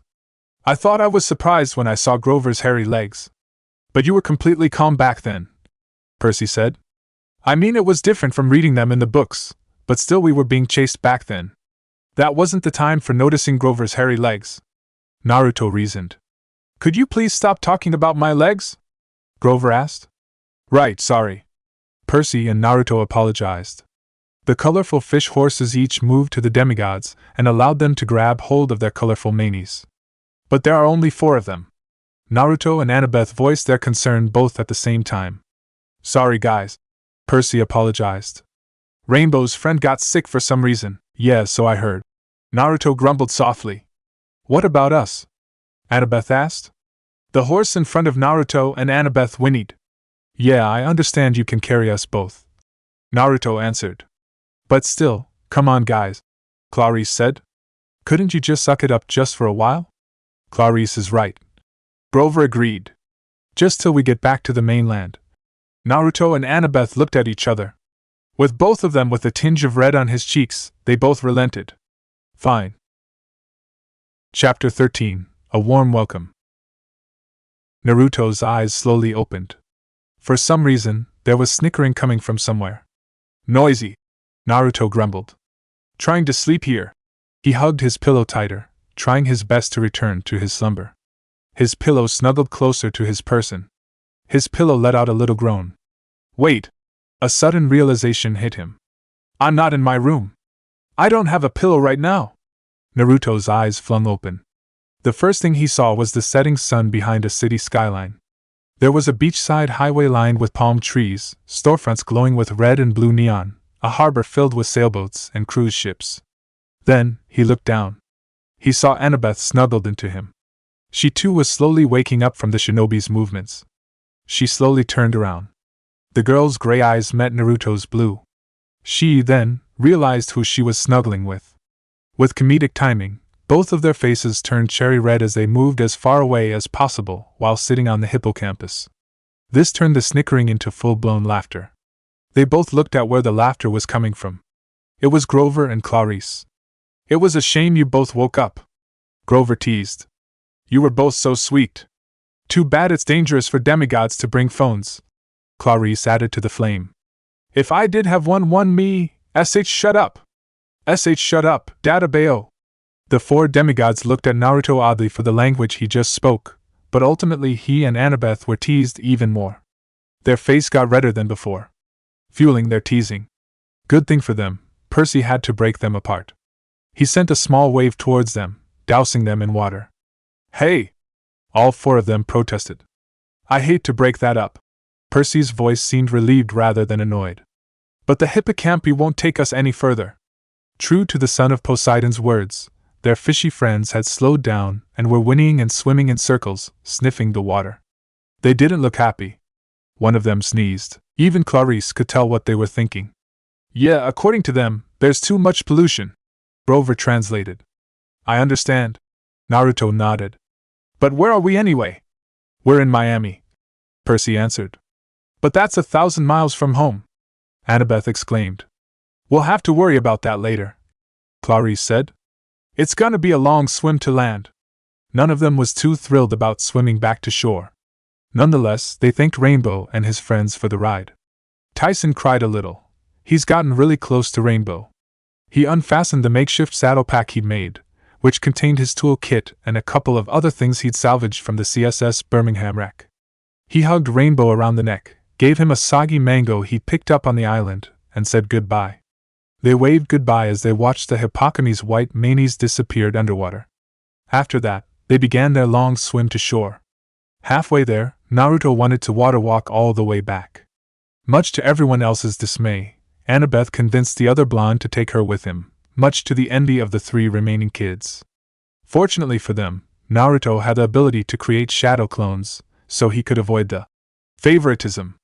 The last leg of the once they were on land, they wandered along the cruise line docks, pushing through crowds of people arriving for vacations. Porters bustled around with carts of luggage. Taxi drivers yelled at each other in Spanish and tried to cut in line for customers. As they traversed the mortal world, the mist began to do its job. Tyson's single eye blurred. Grover had to put on his cap and sneakers, since the mist couldn't fully hide his horns.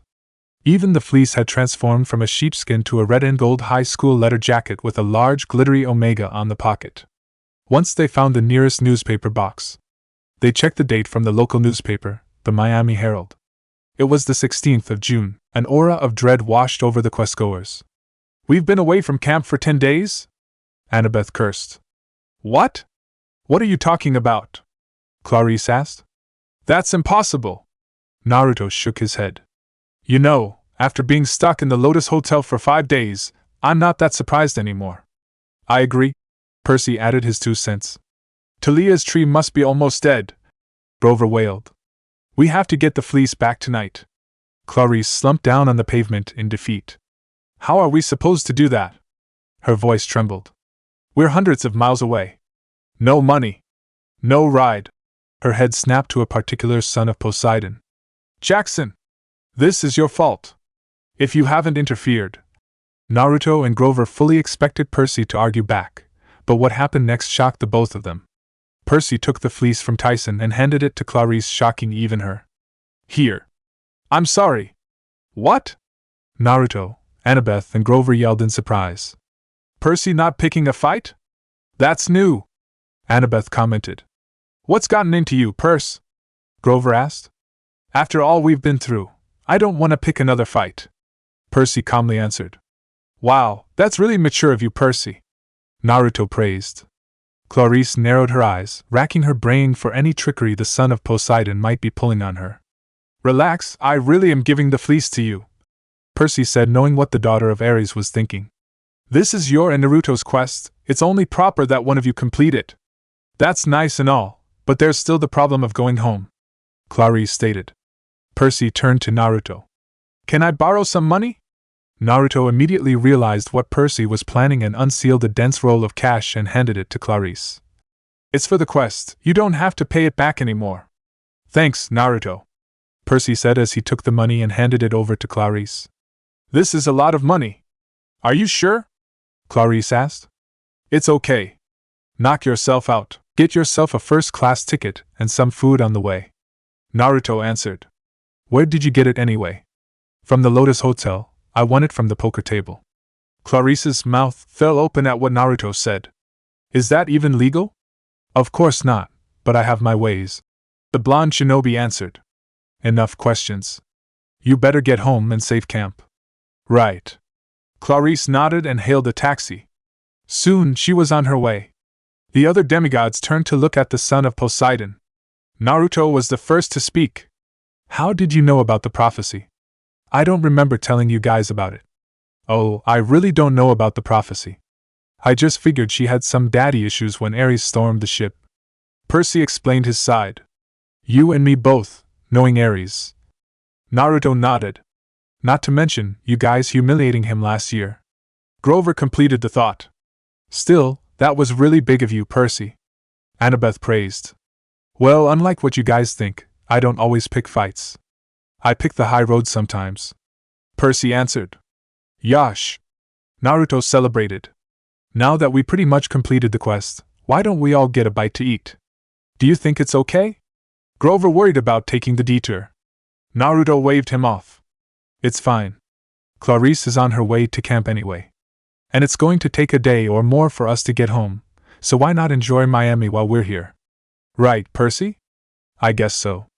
After all, I am a little hungry. Percy answered. What about you, Annie? Naruto asked. The only girl in the group sighed.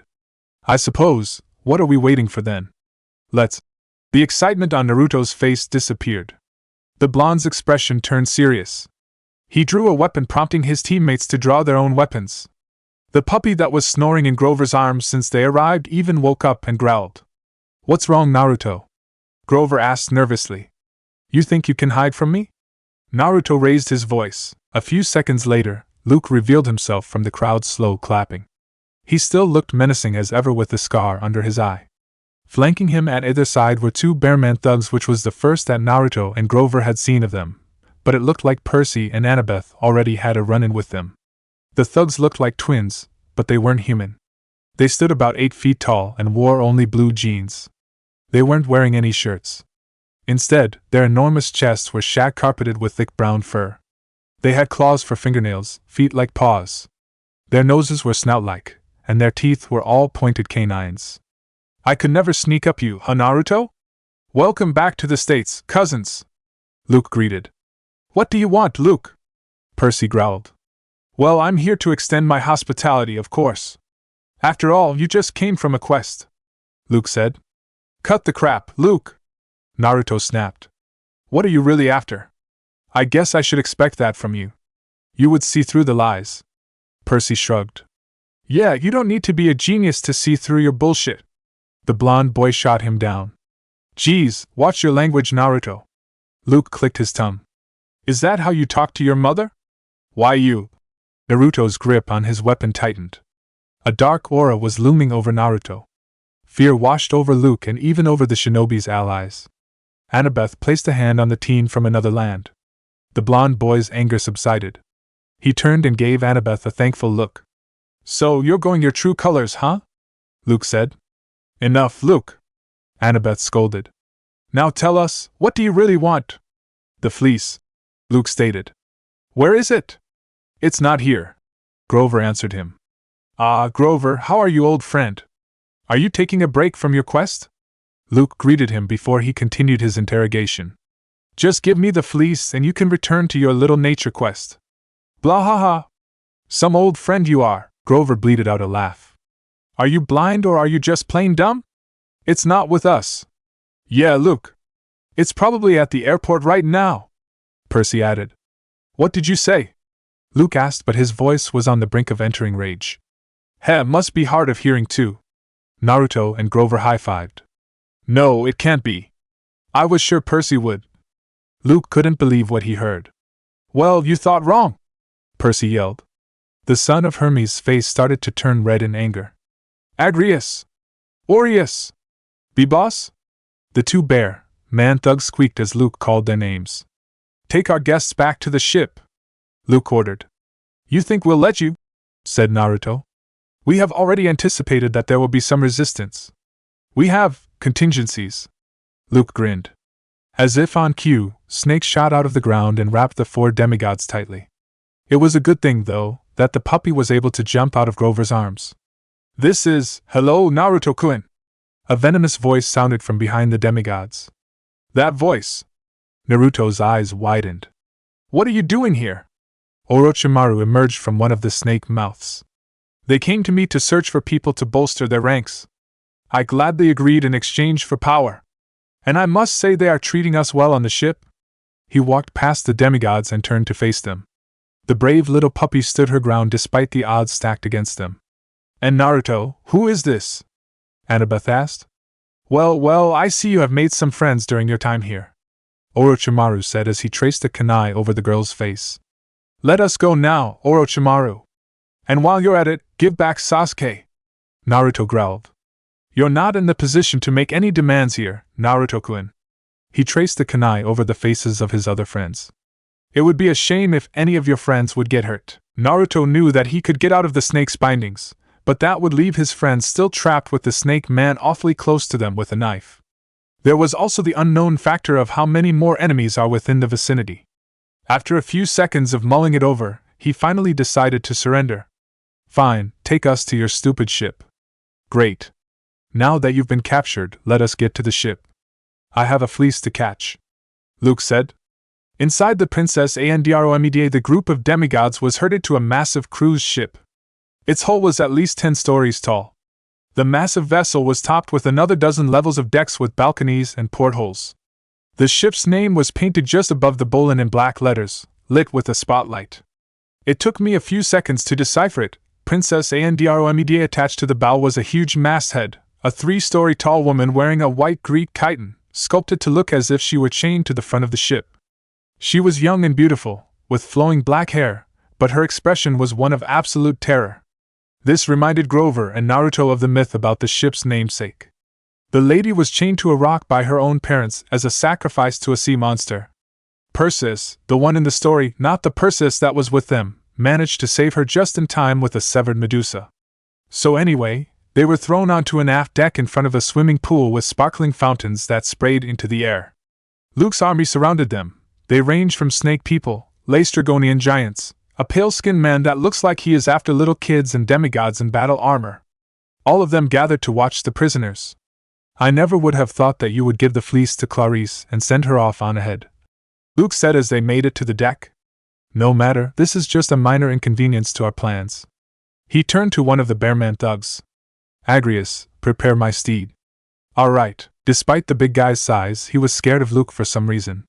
He rushed below deck, stumbling over himself, probably out of fear. As he waited for the ride, the son of Hermes paced in front of the swimming pool. His current demeanor caused unrest over his ranks. Naruto looked around with a cold and calculating gaze, thinking of a plan to get out. Percy and Naruto gazes met. Percy noticed a familiar gleam in the eyes of Naruto, like he was planning to do something devious. You do not live with Naruto in the Yansei Academy dorm room without learning to read his expressions with a single glance. So Luke, clever plan letting us find the fleece for you, Naruto began. Clever, but you didn't think about all bases. I know what you are doing, Naruto. There is no one coming to save you. So don't dream on it, Luke said. Why do you think I am stalling for time? Naruto retorted. Maybe I just wanted to make small talk to my old friend. Shut it, Naruto. As we were having an exchange, Percy rammed into Luke, surprising even him. A shining object flew out coming from Percy's hand and magically landed on the pool's water. Luke's troops stepped forward to defend their captain, but the son of Hermes stopped them. Stop! We need them alive! He ordered. When both of them stood up, Luke punched Percy in the stomach, causing him to cough and gasp for air. Brother, no! Tyson yelled in worry. Grover and Annabeth had to hold the Cyclops back from charging headfirst into Luke's army. Nice try there, cuz. As much as I would like to kill you, I have to keep you alive, Luke said. After a fit of coughing from the son of Poseidon, he managed. You damn traitor! Cough, you tricked the whole of us, even Dionysus at Camp Half-Blood. Light shimmered behind Luke, so they needed to keep everyone's attention on them. Naruto stepped forward. Great job, Percy. I'll take it from here. Naruto thought before he began. Luke, you've stooped so low to join up with them, and now you've poisoned Talia's tree. You are not in the position for an interrogation like this, Naruto, not when you're at our mercy. But I will indulge you, Luke said. Why not poison Talia's tree? It's to further Kronos' cause, so I gladly did it. Not even that old centaur, Chiron, was able to save it. And now, Chiron is taking the blame for something you did, I replied. Ha! They all know he didn't have the guts to do it, and yet here we are. Guts? You call that guts? Betraying the camp? Endangering your friends? You don't understand our plans one bit. I was going to let you walk with the fleece once we were done with it. Stop with the bullshit.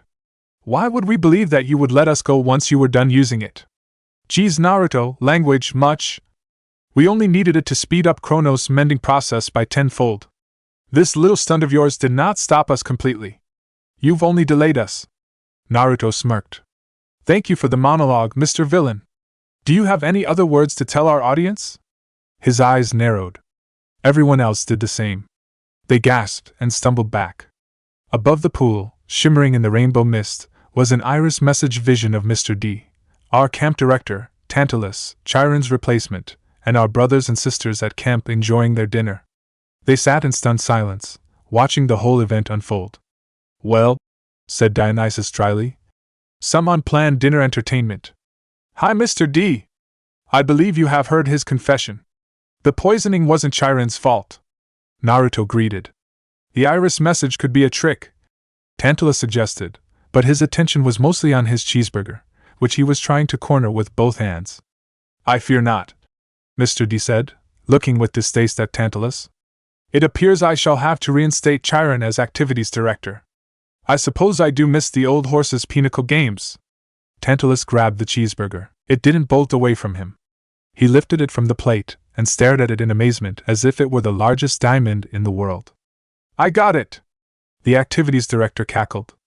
We are no longer in need of your services, Tantalus, Mr. D announced. Tantalus looked stunned. What? But you may return to the underworld. You are dismissed.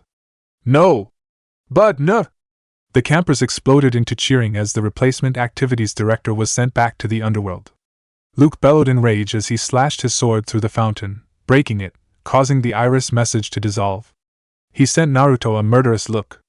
I don't know why Kronos is hellbent on trying to get you on our side, Luke said, his voice was shaking with rage. It's too bad we can't kill you.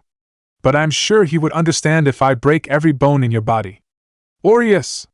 Oh, you're going to let your lackeys do the dirty work for you? Man, I thought you had some balls, but I guess I was wrong. Naruto taunted. What difference does it make? You're tied up right now. Luke shook his head.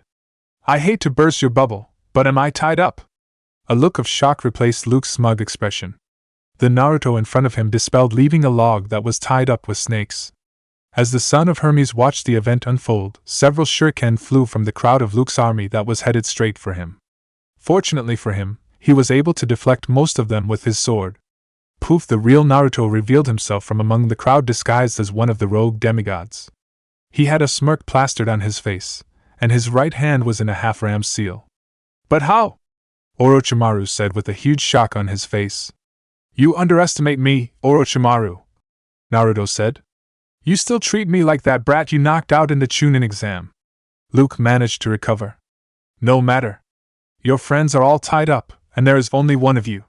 Naruto smirked as he raised his hands to form his signature hand seal. You forget that I am a one-man army. You think I'll let you? Orochimaru yelled as his whole upper body elongated to get closer, and the Kusanagi sword came out of his mouth ready to stab him. Shit! Naruto cursed as he produced the kunai from his sleeve to knock the sword away from his person. With his other hand, he formed a Rasengan and slammed into Orochimaru's body. The snake Sannin yelled in pain from the effects of the attack. Stop the act, Orochimaru, Naruto said. I know you do that gross thing that you always do. Chilling laughter came from Orochimaru's body. The other demigods watched in horror and disgust as the mouth opened wide as he forced his way out of the small opening. I can't fool you anymore, Naruto-kun. Stay out this, you damn snake. It is Luke that I am after, Naruto ordered. He then turned to the ship's captain. Or are too chicken to face me? As if on cue, Agrias burst onto the deck struggling to tame a flying horse. It was a pure black Pegasus with wings like a giant raven. The mighty animal bucked and whinnied. She was calling Agrias and Luke some names so bad Chiron would have washed her muzzle out with saddle soap. Sir! Agrias called, dodging a Pegasus hoof. Your steed is ready! Luke didn't acknowledge the Bearman thug's words. He just kept an eye on Naruto the whole time. Just as I told Percy last summer, you can't bait me into a fight, Luke said. Naruto smirked. You never could beat me, even back at camp. I understand you're just trying to save face from your troops. Luke had no choice. Backing down would make him look weak in front of his troops. Fighting Naruto would make him lose valuable time chasing after Clarice. He still said nothing, but it looked like he wanted to preserve his image to his army. He whistled to one of his men, who threw him a round leather and bronze shield. Hey, at least make the fight equal, Annabeth pleaded. Sorry, Annabeth. You bring your own equipment to this party, he said. Oh cool, in that case. Naruto walked towards his friends to free Percy, who was still on his knee. You okay to fight? The Naruto clone asked. Percy nodded with a determined expression. Okay, I trust you. Henge! Naruto transformed into a shield, like one of those in Camp Half-Blood. Percy picked up the shield, and then readied his blade. I'm going to pay you back for that punch. The son of Poseidon pointed his sword at the son of Hermes. Now let's dance. Chapter 14. The cavalry arrives. The two teens stood across the aft deck, each with a sword and shield in hand. Around them, the horde of monsters watched on as their captain got ready to fight the son of Poseidon. Luke gave out a dark chuckle. You are never getting off this boat alive. Upon hearing the older teen's words, Percy began doubting himself. He remembered Chiron's words to him when he made it to camp that year. He gulped. He knew Luke was a better swordsman than he was, even back when they were at camp. He hadn't had any sword practice since last year, his first year at camp. It was that moment he knew he *CK*D up. But then, Naruto's words echoed in his mind. I trust you, said the blonde's voice. Percy took a deep breath. Time seemed to slow down as one droplet fell from the broken fountain's opening. The silence was deafening. Not even Luke's horde dared to make a sound as the two warriors face off. Just as the droplet made an audible sound, the two charged. Luke wanted to finish this quickly. He lunged at Percy, expecting him to block with his shield, to which the son of Poseidon did. Luke thought that stab to the shield would dispel the transformation and turn Naruto back to normal, but the shield held, confusing the son of Hermes. Percy smirked and counterattacked with Riptide. The son of Hermes quickly got over his confusion and knocked away Percy's sword. Not bad, Luke said. But not good enough. He attacked again. This time, it was a swipe to the head. Percy parried and returned with a thrust. Luke sidestepped easily. Once again, Luke lunged at him. Percy jumped backward, making him plunge into the pool. Strength surged through Percy's body. He spun underwater, creating a large funnel cloud. He blasted out of the deep end of the pool behind Luke. The force of the water left him down on the ground, spluttering and blinded. The son of Poseidon quickly struck, but the older teen parried his strike with his sword. Luke spun to knock down Percy, but the latter jumped to avoid his feet. On the way down, he tried to slam his blade on Luke's head. The older teen barely managed to raise his shield up to block with its outer ring. With Percy's enhanced strength from the water, he managed to shave a part of Luke's shield away. Luke threw his broken shield at the younger demigod, forcing him to hide behind his shield. After that, he lunged forward, jabbing his sword on Percy's thigh. Despite the pain, Percy was able to slam the shield on his opponent's sword hand, making him yell in pain and release his sword. Immediately after that, he slammed his shield on Luke, making him fly back to the pool. The son of Poseidon fell to his knee after that. The adrenaline may have masked the pain of his wound, but his leg was losing its strength to hold the rest of his body up. Luke pulled himself out of the water. That was some lucky shot. You're just going to run to your daddy as always. We have no use for you, Luke said as he squeezed his clothes dry. There are always other demigods to get to our side. He turned to his horde. Boys! It's dinner time! Bursts of cheers erupted from the army as they began to charge forward. The demigods closed their eyes as they resigned to their fate. A puff of smoke came from the shield beside Percy, revealing Naruto unscathed from the slashes and stabs Percy blocked from his opponent earlier. It doesn't end like this! Naruto yelled in defiance. He charged forward, intercepting Orochimaru. Their blades met, either of them was giving an inch to the other. The horde forged forward past the two shinobi, but a single arrow whizzed past the demigods' heads and planted itself in front of the monster leading the charge. For a split second, Luke's guards were too stunned to do anything except watch the snake woman pick up the arrow to study it. Looking forward, they saw that their meals were still bound. It surely didn't belong to any of them. She looked up to where she thought it came from. Another arrow glinted in the setting sun, leading a volley of arrows headed towards the monsters. Naruto sensed the cavalry coming, so he slid his kunai across the Kusanagi blade, pushing it away from his body, so he had room to kick the villain away. He grabbed Percy and joined their friends. Those with shields raised them to defend themselves. Those without shields had arrows sprouting off of them. A few got knocked with arrows that had a boxing glove on where the point would be. A wild chorus of war cries and hooves thundering against metal boomed from out of nowhere. A dozen centaurs charged out of the main stairwell. Ponies! Tyson cried with delight. Even our heroes' minds went blank as they struggled to process what they were seeing. Chiron, their favorite activities director, was among the crowd. They watched the other centaurs, Chiron's relatives. They were nothing like him.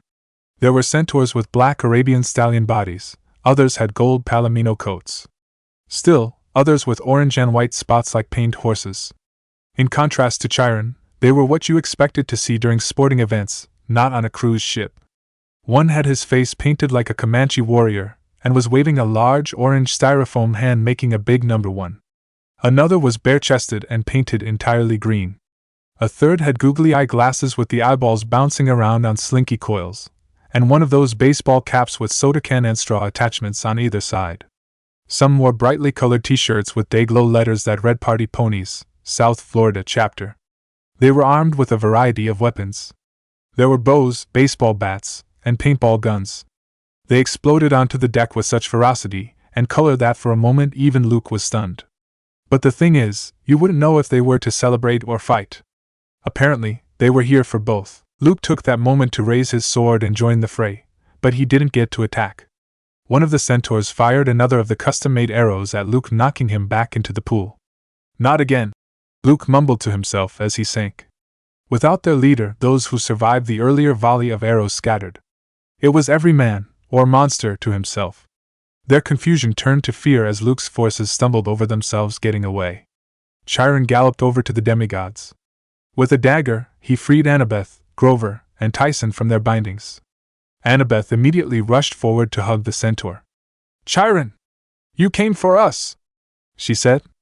"I'm glad to see you too, child, but this isn't the place for us to talk," Chiron answered. "But we got the upper hand," Percy said. "He's right, Perce," Naruto answered. "They'll have reinforcements here soon." Luke once again crawled out of the pool. "Attack, you fools!" he ordered his troops. As soon as he said that, an alarm from somewhere below deck thrummed. Another wave of troops came to aid the ones that were being swamped by the centaurs. The element of surprise was now gone. Pretty soon Chiron's raid party would be overwhelmed by the sheer number of Luke's force. "Withdraw, brethren!" Chiron yelled. Chiron scooped up Annabeth and Grover, while the Palomino centaur allowed Tyson to climb on its back. He bucked under the Cyclops' weight, making him complain. The face-painted centaur walked over to Naruto to pick him up, but he refused. "No, thanks. I got a ride of my own." He raised his hands to form his some hand signs, stopping at the sign for a ram. "Kuchios, Yatai Kazushi no Jutsu." For a second, nothing happened. The centaur was about to scoop Naruto off the ground, but, "Dude, quit stalling." He didn't get to finish his statement, as a huge puff of smoke appeared over the ship. A massive toad taller than buildings and trees around them appeared out of nowhere. He has brown skin tone and yellow eyes with gray markings around them, and 2 distinct, circular markings on his shoulders. He carried 2 huge katanas on his back, and an orange sash was tied around his stomach. Before the toad could land on the ship, a huge wave washed over, causing the ship to shift to the side. The wave felt different this time. It didn't feel like the times Percy controlled the water. "What the hell?" Naruto yelled as he watched his attack miss the ship entirely. This isn't Percy." "Sorry, dude, but we gotta go," the face-painted centaur urged. "Fine." Naruto grit his teeth. "I have one more trick up my sleeve. Kage Bunshin no Jutsu." A whole battalion of clones appeared around Naruto and the ship. They were all holding pieces of paper in hand. Each of them had the kanji for exploded written over it. "Dude, I don't know what you're planning, but I can't carry all of you at once," the centaur complained. "No, they'll hold the others off," Naruto explained. "Now, let's go." "Get on then," the centaur ordered. Naruto refused once again. "You go on ahead, I have my own ride." Luke's warriors began organizing themselves into a phalanx formation, as soon as the centaurs were ready to retreat. They fearlessly leaped over the railings as if they were on steeplechase, and not 10 stories up the ground. The demigods riding the centaurs feared for their lives as they plummeted down to the docks below. They let out a sigh of relief when the centaurs hit the asphalt with hardly a jolt and galloped off. Back on the ship, Naruto and his battalion of clones were left staring down Luke's steadily growing army. "Scatter!" Naruto ordered his clones. In a blur of orange, Naruto's clones jumped away in different directions, placing the sheets of paper over the ship. Luke stood in front of his team, glaring at the lone Naruto in front of him. "Brave of you to stay behind," Luke taunted. "Not for long, though," Naruto retorted. He turned to the toad he summoned. "Gamma Hero-san! Let's go!" With a single leap, the massive toad miles away from the ship, but before they could get out of range, He raised his hand in a half-rammed seal. Back in the Princess Andromeda. Sir? A demigod walked up to Luke. Shall we give chase? Luke shook his head. We shall leave today's battle as a draw. They have taken the bait. Soon, we will control the prophecy for ourselves. Your master plans in roundabout ways, Orochimaru hissed as he stood beside the captain of the ship. Are you starting to doubt him now? Luke raised an eyebrow. The snake Sannin shook his head. I'm just commenting on the fact. Sasuke walked out into the aft deck, carried a lot of the explosive tags in hand. Your troops' instincts are dull. They ignored all these tags plastered on the ship like they were there before, he said. If I may ask, what harm could these pieces of paper do? The demigod from Luke's troops asked.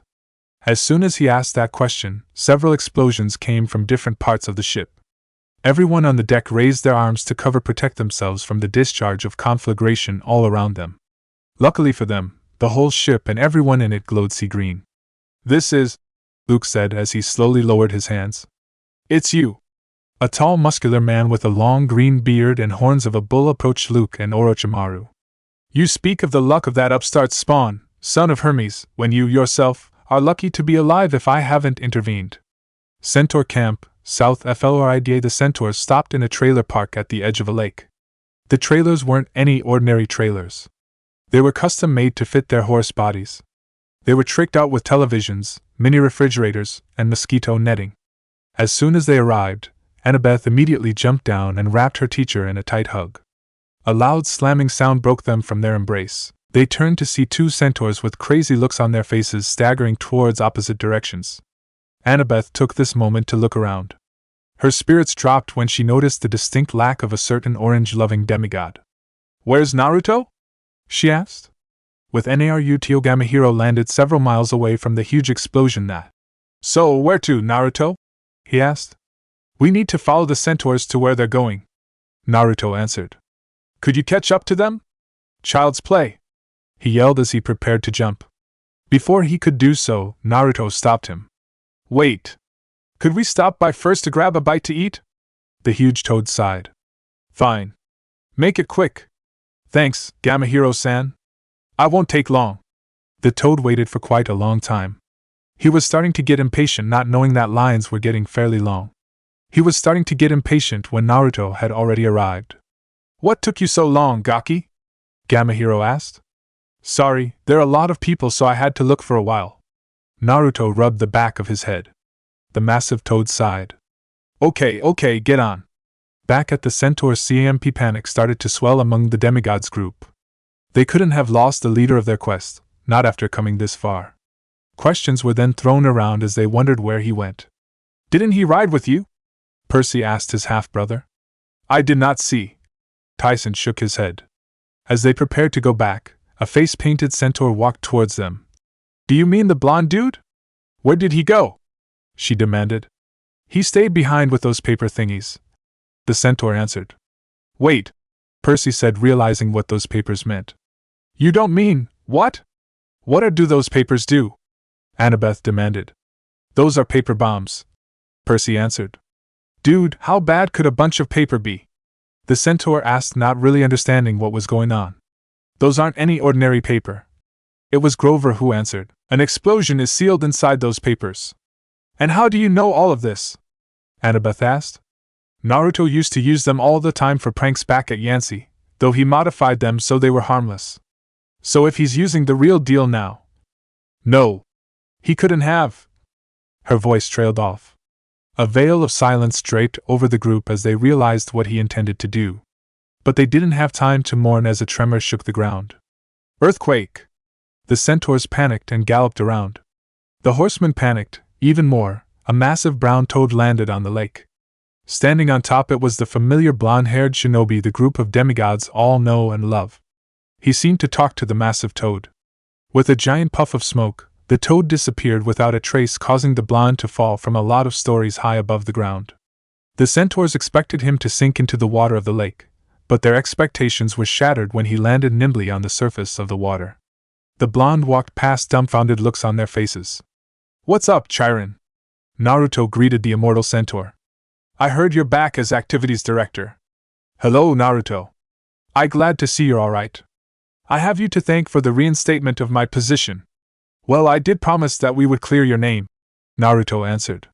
During their exchange, Annabeth walked up to Naruto with her arms crossed and an irritated look on her face. She cleared her throat to get Naruto's attention. That was risky, you herd-headed idiot, Annabeth scolded. Hey, Annabeth! Naruto gave off a nervous chuckle as he tried to appease his fellow blonde. You're blooming today. Did you do something with your hair?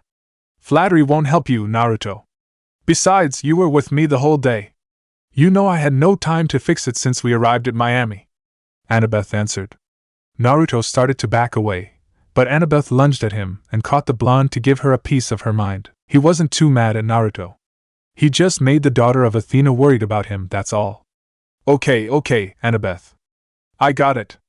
But you do know I can handle myself, right? Yes, I know, but you can't blame me if I still worry about you.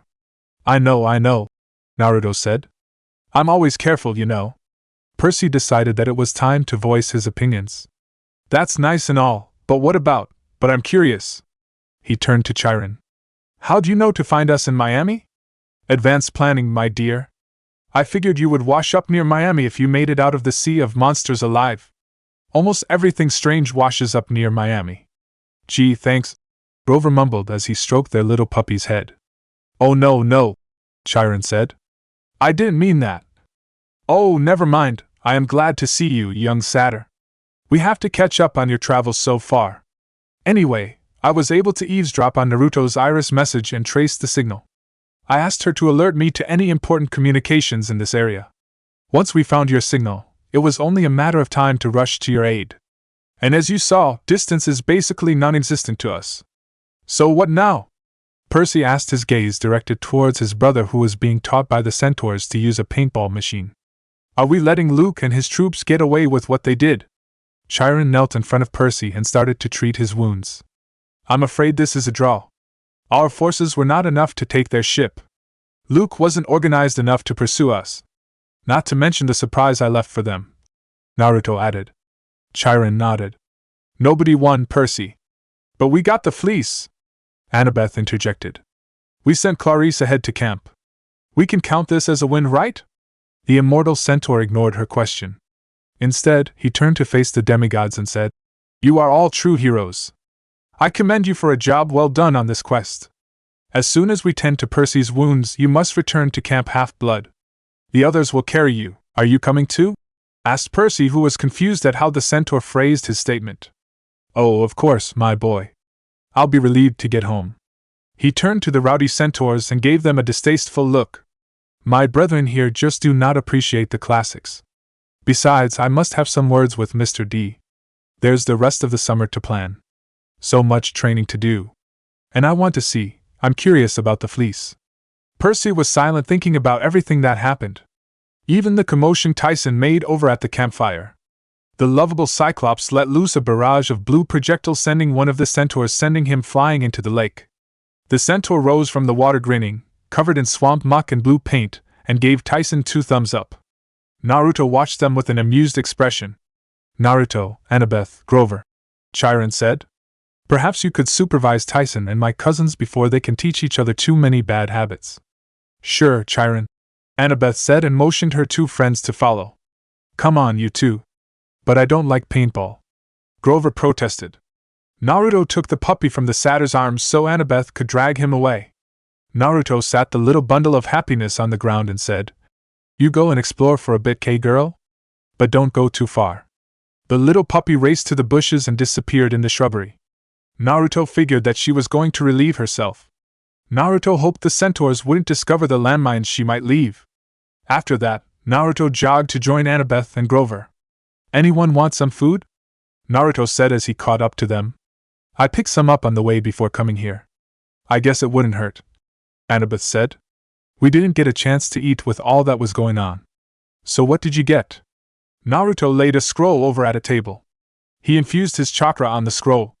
With a puff of smoke, a whole feast lay in front of them. The surprises never stopped coming for the horsemen as another unbelievable sight has happened right in front of them. Food, enough to feed the whole centaur camp twice over, was sprawled over the table.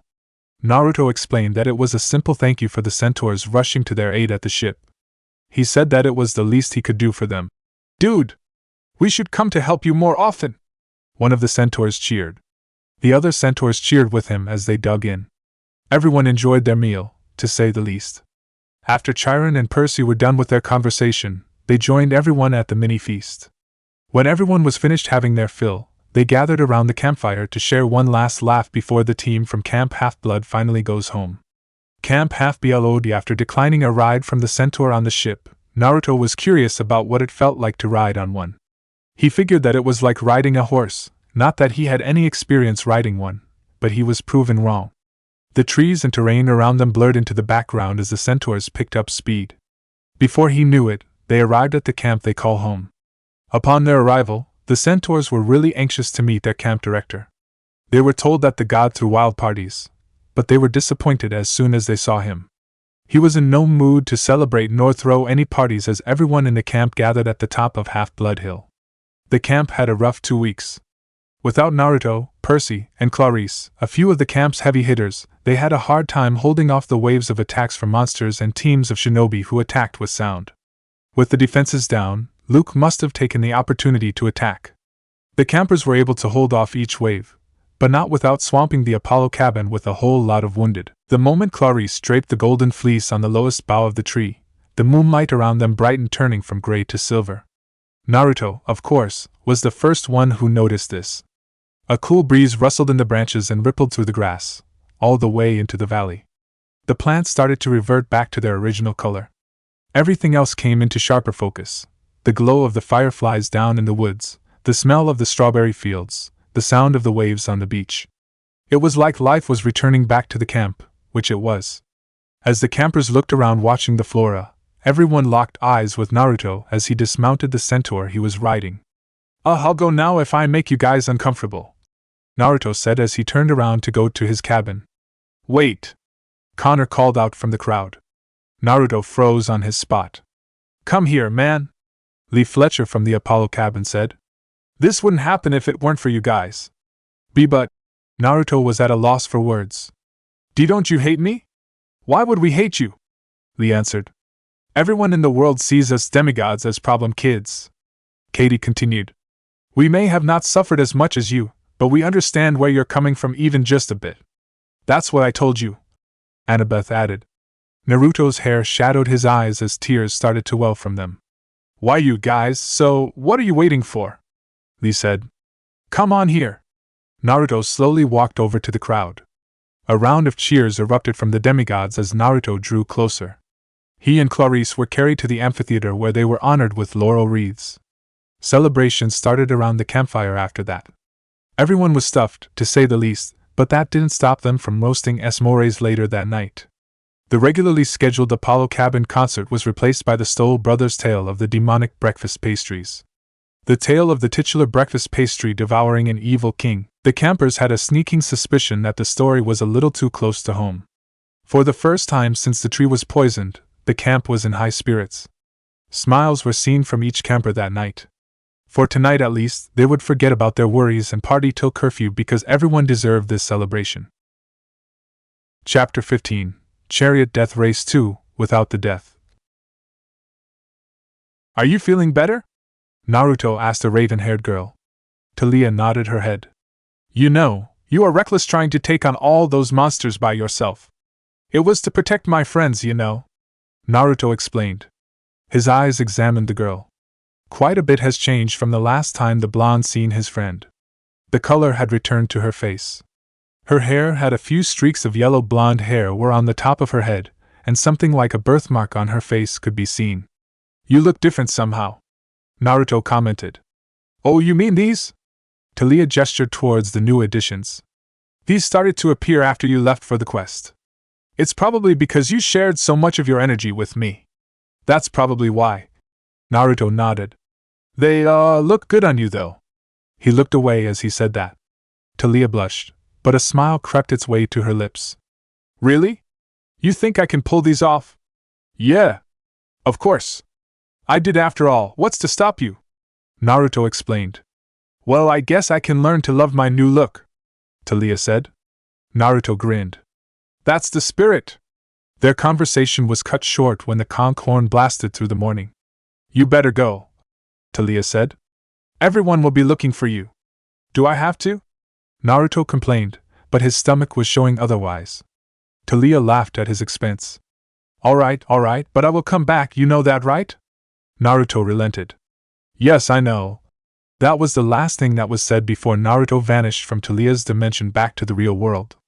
When he was gone, Talia's form flickered, like something was pulling her out, but her form stabilized quickly a few seconds later. Back outside, it was the next day already. The camp as demigods were used to was slowly coming back. Sure, there were some demolished buildings from the countless attacks their home had to endure during the quest, but that was a moot point right now. The party ponies bade farewell to everyone as they would be returning to South Florida. They had certainly livened the camp up with their presence, especially during the victory party. Everything wasn't too happy though. Naruto explained to Chiron and to the Athena cabin the body of the demigod he found in the Sea of Monsters. Everyone immediately recognized him as Jake. They remembered that Jake was the one who disappeared one night without a word from anybody. Funeral rites were held for him, and he was given a proper burial. After that, Chiron announced that the chariot races would continue as scheduled. Everyone thought that considering its history, the activities director would definitely discontinue the game. He did reiterate though that there would be extra precautions to ensure the safety of the racers and the audience, much to the delight of the Apollo cabin. So, for the next few days, the campers busied themselves with preparing their chariots. Percy had a problem. Tyson didn't want to join this time after what happened when they were last on the chariot, so he was left alone on his team. Naruto decided to let Annabeth partner with him so that he would have a teammate. He didn't want to hog all the process. Plus, he wasn't in the mood to compete after what happened in the first night back.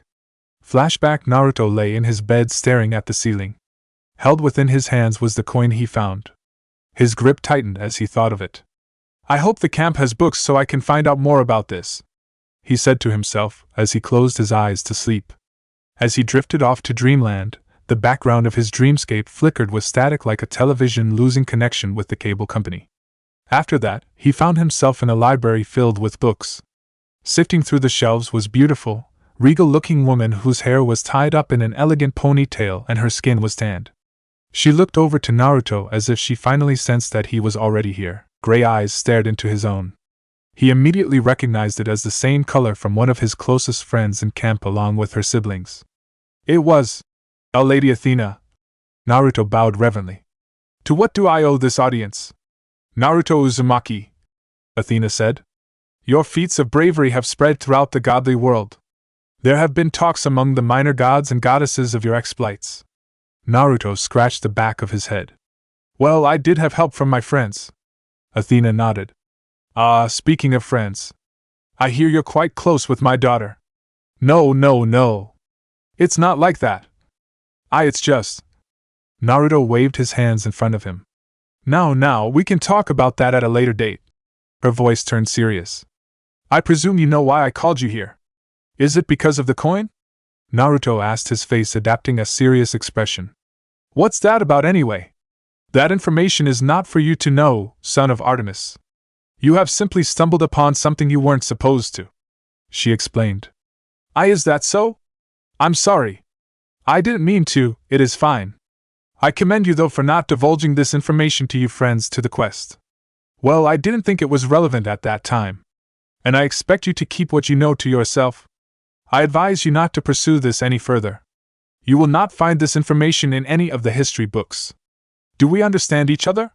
Yes, ma'am. Well then, you have been warned. If you do otherwise, well, let's just say I am not a goddess you want to trifle with. Don't worry, Lady Athena. I never break my promises. Very good. Now run along now. But how? Asterisk end of flashback asterisk. Well, that didn't stop him from helping with the camp repairs with his clones and helping Tyson pimp out their chariot. It was the least he could do to help out his friends. As if almost every day, the campers of Cabin 6 bombarded him with questions about their fallen brother. It was easier to answer them before Athena hijacked his dreams, but the days after that, it was harder to bite his teeth about a secret mission their mother was hiding from everyone. On the day of the race, everyone was buzzing about the chariot race. Naruto walked through the camp with the little puppy he named Luna. The little girl actually had become sort of a camp mascot. She was super friendly to everybody, But that's not what we're here to see today. There was a race today. So, there they were ready to race, almost the same way they did the first time with Tantalus. The charioteers and the people in the stand watched the skies nervously, half expecting to see Stymphalian birds gathering. But there wasn't any. The camp shields were doing their job, making for a beautiful day to race. Tyson and Naruto greeted their prized racers on the track. The both of them looked proudly at their handiwork on the chariot. They really did it this time. You know, everyone's upping their game ever since they've known you weren't joining the race, Annabeth said. Oh, really? I asked. They must be really excited to race then. They sure are. I mean, look at the determination on their face. She gestured to the others. Don't you think that's because of the prize for the race? Naruto stated, causing everyone in their group to share a round of laughter. Are you sure you're okay not joining? Percy asked just to make sure. Nah, man. I'm good. I don't want to hog all the prizes. Naruto joked, though Percy had a sneaking suspicion that Naruto would win the race again if he were to join. Nice watch you got there, he commented, noticing the new addition to Percy's arm. He looked at his wrist. There lay a white and silver clock face attached to a black leather strap. It looked just like any other watch. Oh, this? Tyson gave it to me. He was working on it all summer, right, Tyson? Percy said. Tyson blushed, scratching his cheek. So, what does it do, big guy? Naruto asked. It's a surprise, Tyson said. Just hit the button on the side if you need help. Cool, can't wait to see what it does, Percy said. Say, Tyson, I know what you will tell me, Tyson said, looking ashamed. Poseidon did care for me after all. Well, he sent you to help me. Just what I asked for. Percy blinked. You asked Poseidon for me? For a friend, Tyson said, twisting his shirt in his hands. Young cyclopes grow up alone on the streets, learn to make things out of scraps. Learn to survive. But that's so cruel. He shook his head earnestly.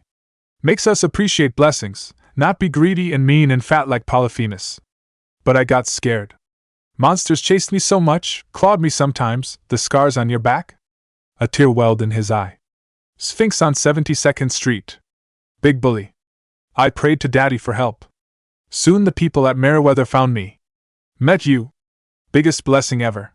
Sorry I said Poseidon was mean. He sent me a brother. You're the best brother I could ever ask for, Percy answered. Naruto and Annabeth smiled at the exchange. See, Tyson? I told you he would come through. Naruto elbowed Tyson. It was a beautiful moment to behold. The two brothers finally acknowledging each other. But they didn't have time to savor the moment for long as Chiron slammed his hooves on the pavement, signaling that the race was about to start. Go, brother. You will win, Tyson said. Give him hell, Naruto said. Got it, Percy and Annabeth said at the same time. When Chiron gave the signal to start the race, the horses knew exactly what to do. The chariots shot down the race track. Charioteers held on tight as they eyed the other defenders, each waiting for anyone to make the first move. As they made the first turn, the Hermes chariot decided to attack first. It just so happened that the Ares chariot was the one beside them. Percy's chariot easily passed them both, with the Apollo chariot not too far behind them. Annabeth threw a javelin to intercept a lead-weighted net that was fired towards them. This was immediately followed up by a javelin aimed at their chariot's wheels. The javelin shattered, but not without destroying some of the spokes. The chariot lurched and wobbled, but it kept going. Although, the Apollo cabin caught up with them and were now neck and neck with them. The other chariots easily passed the Ares and Hermes chariots, who were still locked in battle. The Apollo decided to attack Annabeth. He was a first-year camper, but Naruto had to give it to him. He sure had guts. They clashed for a while, but in the end, Annabeth proved to be the better fighter. She managed to knock both campers out of their chariot. The horses went crazy, riding towards the crowd. Campers scrambled for their lives to get out of the way.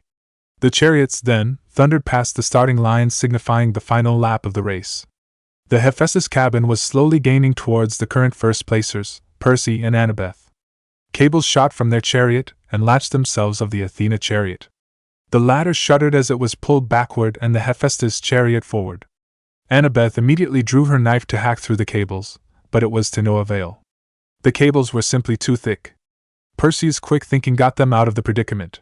He switched with her, allowing him to draw a riptide and slash the cables like a hot knife through butter. The Athena chariot lurched forward, but the Hephaestus cabin easily pulled up next to them. Charles Beckendorf clashed with Percy. Amidst their fighting, the Ares cabin was gaining on the two of them. Apparently, she was able to hold off the Stoll brothers. The three chariots were not neck and neck as they barreled through the track. Charles Beckendorf took out a brown satchel and threw it to the Athena chariot. It stuck to the floor and began billowing green smoke. "Greek fire!" Annabeth yelled. "Get rid of it!" Percy blocked a strike from Charles. The head of the Hephaestus cabin was doing a great job of stalling Percy in time for the satchel to explode on them. He had to focus on defending the both of them. If he shifted his focus to the bag of Greek fire, Charles could attack his partner, and they would end up crashing. The crowd watched as the two traded blows with each other as the satchel fizzled in the Athena chariot. Percy punched a button on his watch, making it expand like an old-school camera shutter with a leather strap. He raised the shield to block Charles's sword, making it clang against its surface. The latter didn't have time to be surprised as he was slammed on the chest with the shield, sending him flying off the chariot. Percy was about to attack the driver, but Annabeth warned him of the bomb that was about to explode. The son of Poseidon used the tip of his sword to flip the firebomb out of their chariot. It conveniently landed and exploded in between of the Ares and Hephaestus chariots, dismantling their rides and blowing the charioteers away. Everything was smooth sailing from there. There was no one else to challenge them after the lights show. Annabeth pulled the reins for their last turn. The chariot careened dangerously at the curve like it was going to capsize any time. Somehow, though, the chariot held strong and managed to cross the finish line. The crowd erupted into a cheers. As the two charioteers dismounted their rides, the crowd mobbed them and started chanting their names.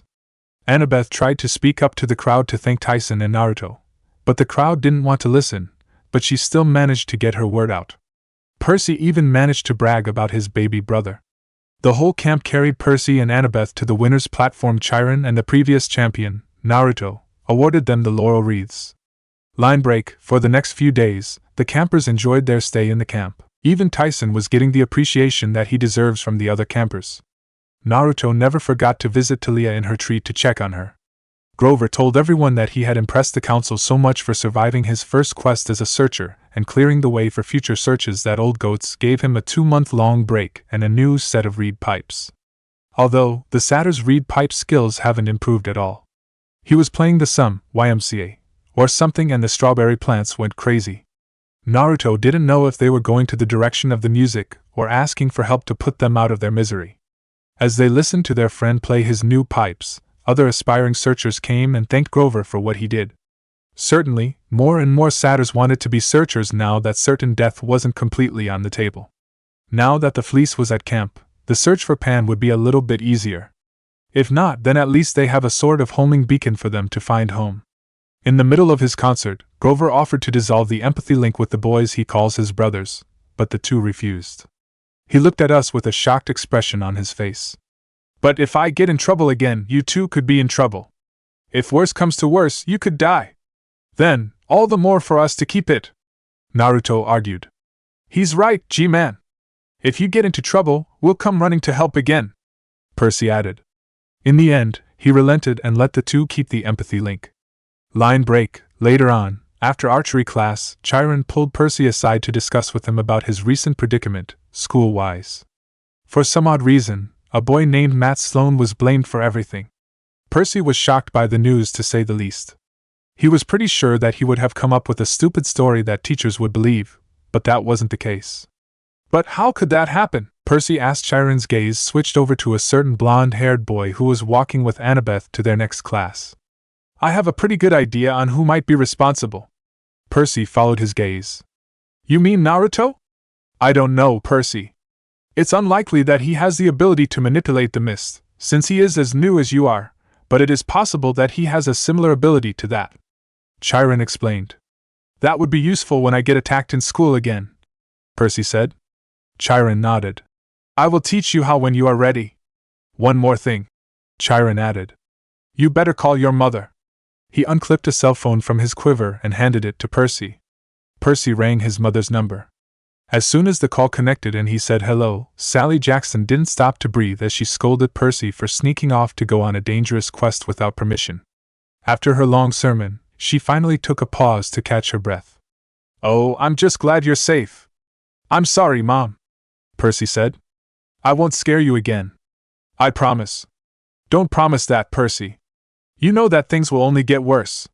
She tried to keep her voice straight. At least Naruto was with you, right? Yes, Mom, Percy answered. We always watch each other's backs. That's good. Sally sighed in relief. Speaking of him, where is he? He's on the way to the next class, Percy said. Can I talk to him? Sally asked. Percy looked up. Naruto was not too far away yet. He yelled for his name, catching the blonde's attention. He mouthed Mom, which the shinobi recognized, and ran towards Percy. He raised the phone to his ear and said, Hey, Aunt Sally! Naruto! I'm so glad you're safe, Sally said as soon as he heard Naruto's voice. Yeah, Mom! The blonde answered excitedly. He caught the slip of his tongue and rushed to correct it. Whoops, I didn't mean. Sally waved off Naruto's concern. No, it's fine, Naruto. You're always part of the family. You can call me Mom if you like. Thank you, Mom. Stay by each other's sides, Naruto. At least, when you're on a quest, I know my boys are safe. You got it. We always got each other's back. The three caught up with how they were holding up so far. Sally brought up how Percy managed to survive a year without getting expelled. Percy explained that it was thanks to Naruto that the blame of the fire was shifted away from him. Although the son of Poseidon was still welcome to return to Meriwether, Percy still expressed his desire to move since the teachers didn't know how to deal with people like him. Sally reassured him that they would think of something. Later that evening, two demigods and a cyclops were sitting by the sand dunes overlooking Long Island Sound. They decided to ditch the Sing along with the help of the Kage Bunshin no Jutsu and the Henji no Jutsu.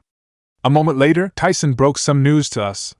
Dream came from Daddy last night. He wants me to visit. Percy and Naruto were shocked by the news. It was the blonde who recovered first, managing to say, What are you going to do when you get there? Wants to work at the Cyclopes Forges. He called it an internship? Percy finally managed to get a word in. Tyson nodded. Yeah, that one. Percy's gaze shifted to the sand dunes. He couldn't help but feel jealous at the opportunity his brother was getting while he would stay in camp to train. Naruto placed a hand on his shoulder. When will you leave? Naruto asked. Now, Tyson answered. Wait, now? As in now, the Cyclops nodded. Aye. His brother didn't know what to say. We're both happy for you, you know, Naruto said with a bright smile. He elbowed Percy. Isn't that right, Perce? Why, yeah, sorry about that. I'm just surprised, that's all. Percy forced a smile. I really am happy for you, even though I am a little jealous. Naruto elbowed him again. Okay, I'm really jealous of you. You get to see Poseidon's palace and all that, but that doesn't change the fact that I will support you with what you plan to do. Tyson sniffled a little. Hard to leave my new brother and my friend. Naruto pouted. Can I be your brother too? Yes, you can. Tyson smiled. Have to leave so I can make weapons for you. You will need them. He managed to continue, though his voice was trembling.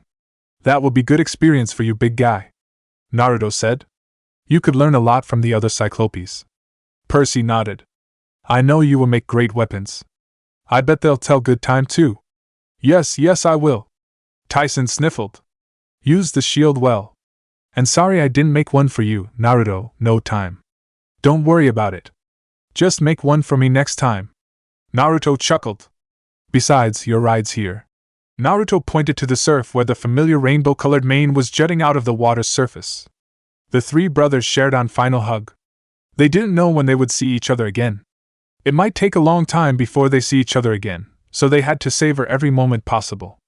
Have to go now, Tyson said. Take care, big guy. Naruto said. We'll miss you. Percy and Naruto had to get ready for bed after Tyson had left. They had stayed by the beach until curfew, so there was no more time to mourn the big guy's departure. It was much more for Percy since he would be alone in his cabin again. As they trudged back to their cabins, dark clouds started to form at the boundaries of the camp. A storm pounded on the outside world. Naturally, not a drop of rain fell inside the camp. The Time Lord visited the two boys and began taunting them, but not for long. Percy's dreams shifted to his father's palace under the sea, while Naruto dreamt of home and his old friends. The next day, why, it was another normal day for kids at camp. Well, no one can fault them for their naivety. Naruto woke up in the wee hours of the morning for another early morning training.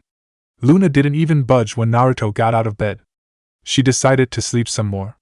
So, there he was again doing some laps all over camp. Towards the end of his training, Naruto passed by Talia's tree to visit her once again. It just so happened that Annabeth was in charge of guard duty. He tried to phase into the tree the way he always did when he went to see Talia, but this time. "What's wrong?" Annabeth asked. "I can't go in," Naruto said simply. "That's odd." Naruto examined the tree and the area around it. Annabeth decided to pitch in to look for something wrong. The shinobi closed his eyes to try once again, but he was broken out of his concentration by a sharp gasp. Over by the side of the tree was a bump that he somehow missed. Annabeth was the one to notice it. Well, she wouldn't have noticed it if she hadn't stumbled over it.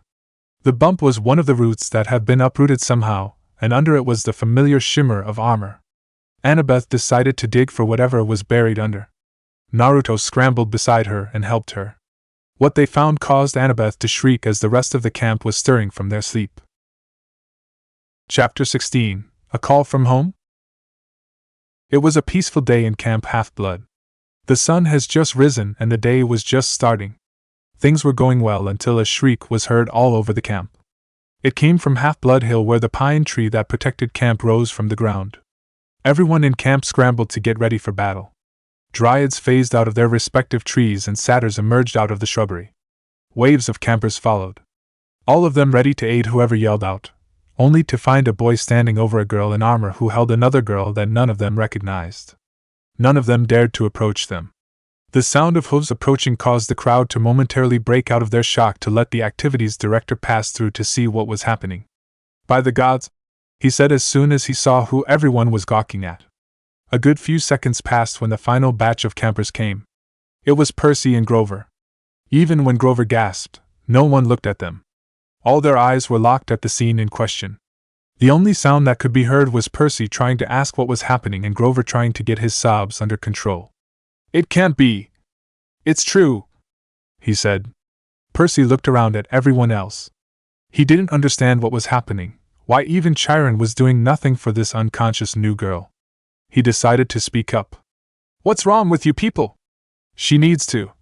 He didn't get to finish his statement as everyone gasped when they saw her eyes slowly flutter open. Electric blue eyes peered into the world for the first time in a long time. The sunlight hit her eyes, blinding her for a while until her eyes adjusted to the brightness. She felt something warm drip down her face, further waking her from her long slumber. Her eyes drifted from the treetops to meet a pane of familiar cerulean orbs, the owner of which was still trying to comprehend the situation. With the strength she had, she forced herself off of whoever had her in her arms. She struggled for a bit to stand for a bit. She fell to a knee only to be caught by the blonde boy in front of her. She held on to his arms and used them for support to get on her own 2 feet. Even when she was standing straight, her arms never left the boy's. Her arms wrapped boy in an embrace of her own. The blonde happily returned the gesture. She held her in her arms, savoring the warmth of another human she hadn't felt in a long while. Her mouth opened to speak. "Why, you really did it! You kept your—" She didn't finish her sentence as the strain from the stunt she pulled earlier caught up to her. The pupils rolled to the back of her head and once again, her world faded to black. The INFIRMARY Naruto, Percy, Annabeth and Grover stood over the newcomer. Annabeth was unusually quiet in the room. Chiron had just fed her nectar and ambrosia for her to recover. "So what do we do now, Chiron?" Percy asked the centaur as he attended to the unconscious girl.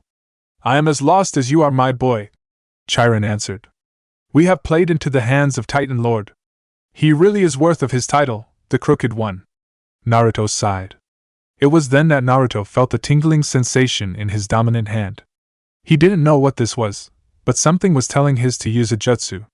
He tried to ignore it at first, but the nagging feeling kept him from concentrating. Moments later, he had enough and excused himself from the others.